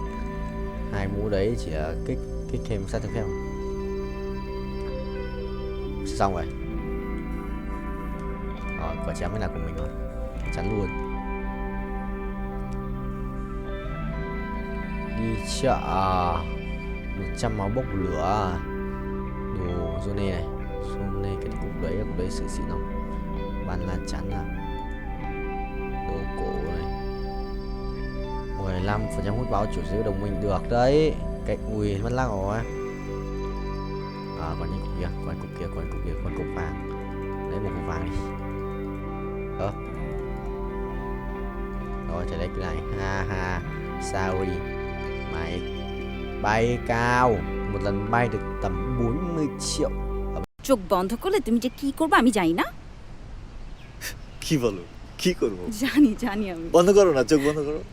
সত্যি কিছু করবে না তো? 100%। ঠিক আছে, করলাম। Will you marry me? Mobile, নতুন mobile, লাখ করছো কি তুমি? Thank you so much.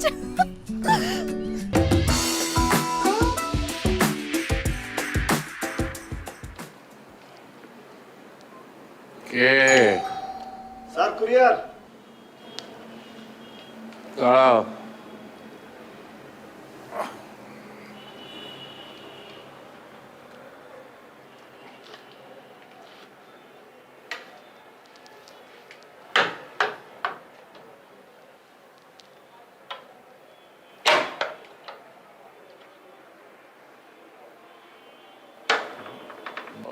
ওরা তো বাসায় কেউ নেই, তুমি টেবিলের উপর রেখে দিয়ে যেতে পারবে? জি জি স্যার, অবশ্যই স্যার।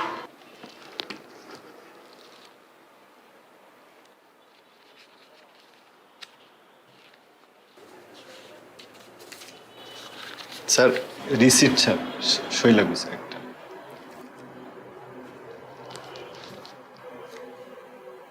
কলম দাও, কলম। স্যার বাইক থেকে নামার পরে স্যার কলমটা আর খুঁজে পাচ্ছি না স্যার। স্যার একটা কলম হবে?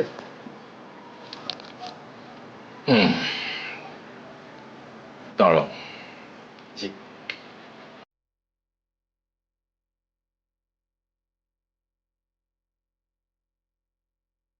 যেহেতু আমার লোন দেওয়ার মতো লোকের অভাব, তাই আমি প্রথম পদ্ধতিটাই বেছে নিলাম। নিজের জন্য নয়, এই জীবনে প্রথম আমি চুরি করলাম। যে আমার মন চুরি করেছে তার জন্য, মালার জন্য।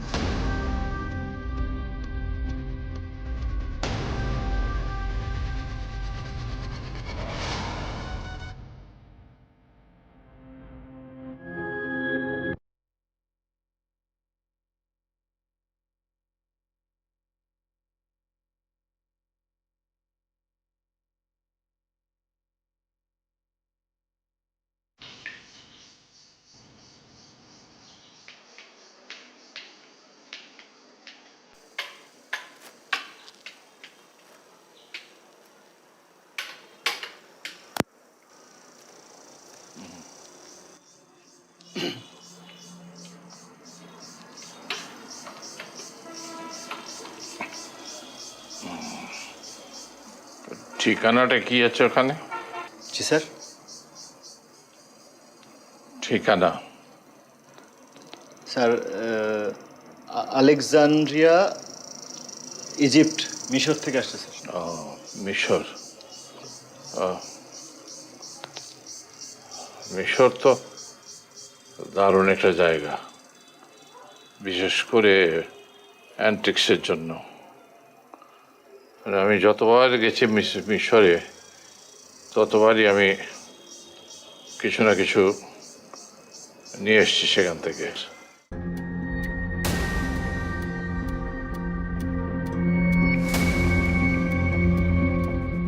স্যার আজকে আসি স্যার। হ্যাঁ আজকে আসি স্যার, একটা ডেলিভারি আছে তো।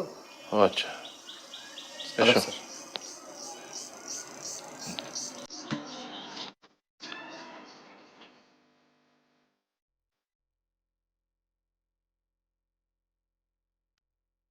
অন্ধপুরের ঘড়ি বিক্রির টাকায় মালার জন্য একটা ভালো মোবাইল কিনে ফেললাম। ফলে বাকি চুরির জিনিসপত্র নিয়ে আমি মোটেও ভাবিত ছিলাম না।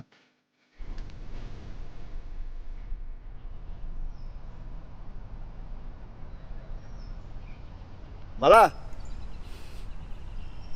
আজকেও দেরি করে আসছো। প্রত্যেক দিন তুমি দেরি করো, কি সমস্যা তোমার? তুমি না বলো যে আমার মধ্যে একটা নায়ক নায়ক ভাব? দেখো না সিনেমায় নায়ক দেরি করে ফেলে, নায়িকা অপেক্ষা করে থাকে। আচ্ছা সরি সরি সরি সরি। মন খারাপ করো কেন? তোমার জন্য একটা জিনিস আনছি, বলো কি আনছি। কি জিনিস দাও? কি আনছো দাও না। না না না, তুমি একটু চিন্তা করে দেখো কি আনছি। এত চিন্তা করতে পারবো না তো। বলো, মাথাটা একটু খাটাও। আরে কি ঘোড়া ডিম নিয়ে আসো, দাও না দাও। আচ্ছা তাহলে চোখ বন্ধ করো। চোখ বন্ধ করলে তুমি যে কি করবে আমি জানি না। কি বলো, কি করবো? জানি জানি আমি। বন্ধ করো না, চোখ বন্ধ করো। সত্যি কিছু করবে না তো? 100%। ঠিক আছে, করলাম। Will you marry me? Mobile, নতুন মোবাইল, লাখ করছো কি তুমি? Thank you so much. আমার একটা ফোন কি দরকার ছিল জান, তুমি এটা কি করছো? ধরো ধরো ধরো। ভালো হয়েছে না? কালার ভালো হয়েছে না? দেখো, বলছিলাম না তোমার, কথা দিছিলাম না, ছবি তুলে দেখো। হ্যাঁ ছবি তো তুলবই, দাঁড়াও। নতুন মোবাইলের প্রথম ছবি তোমার সাথে।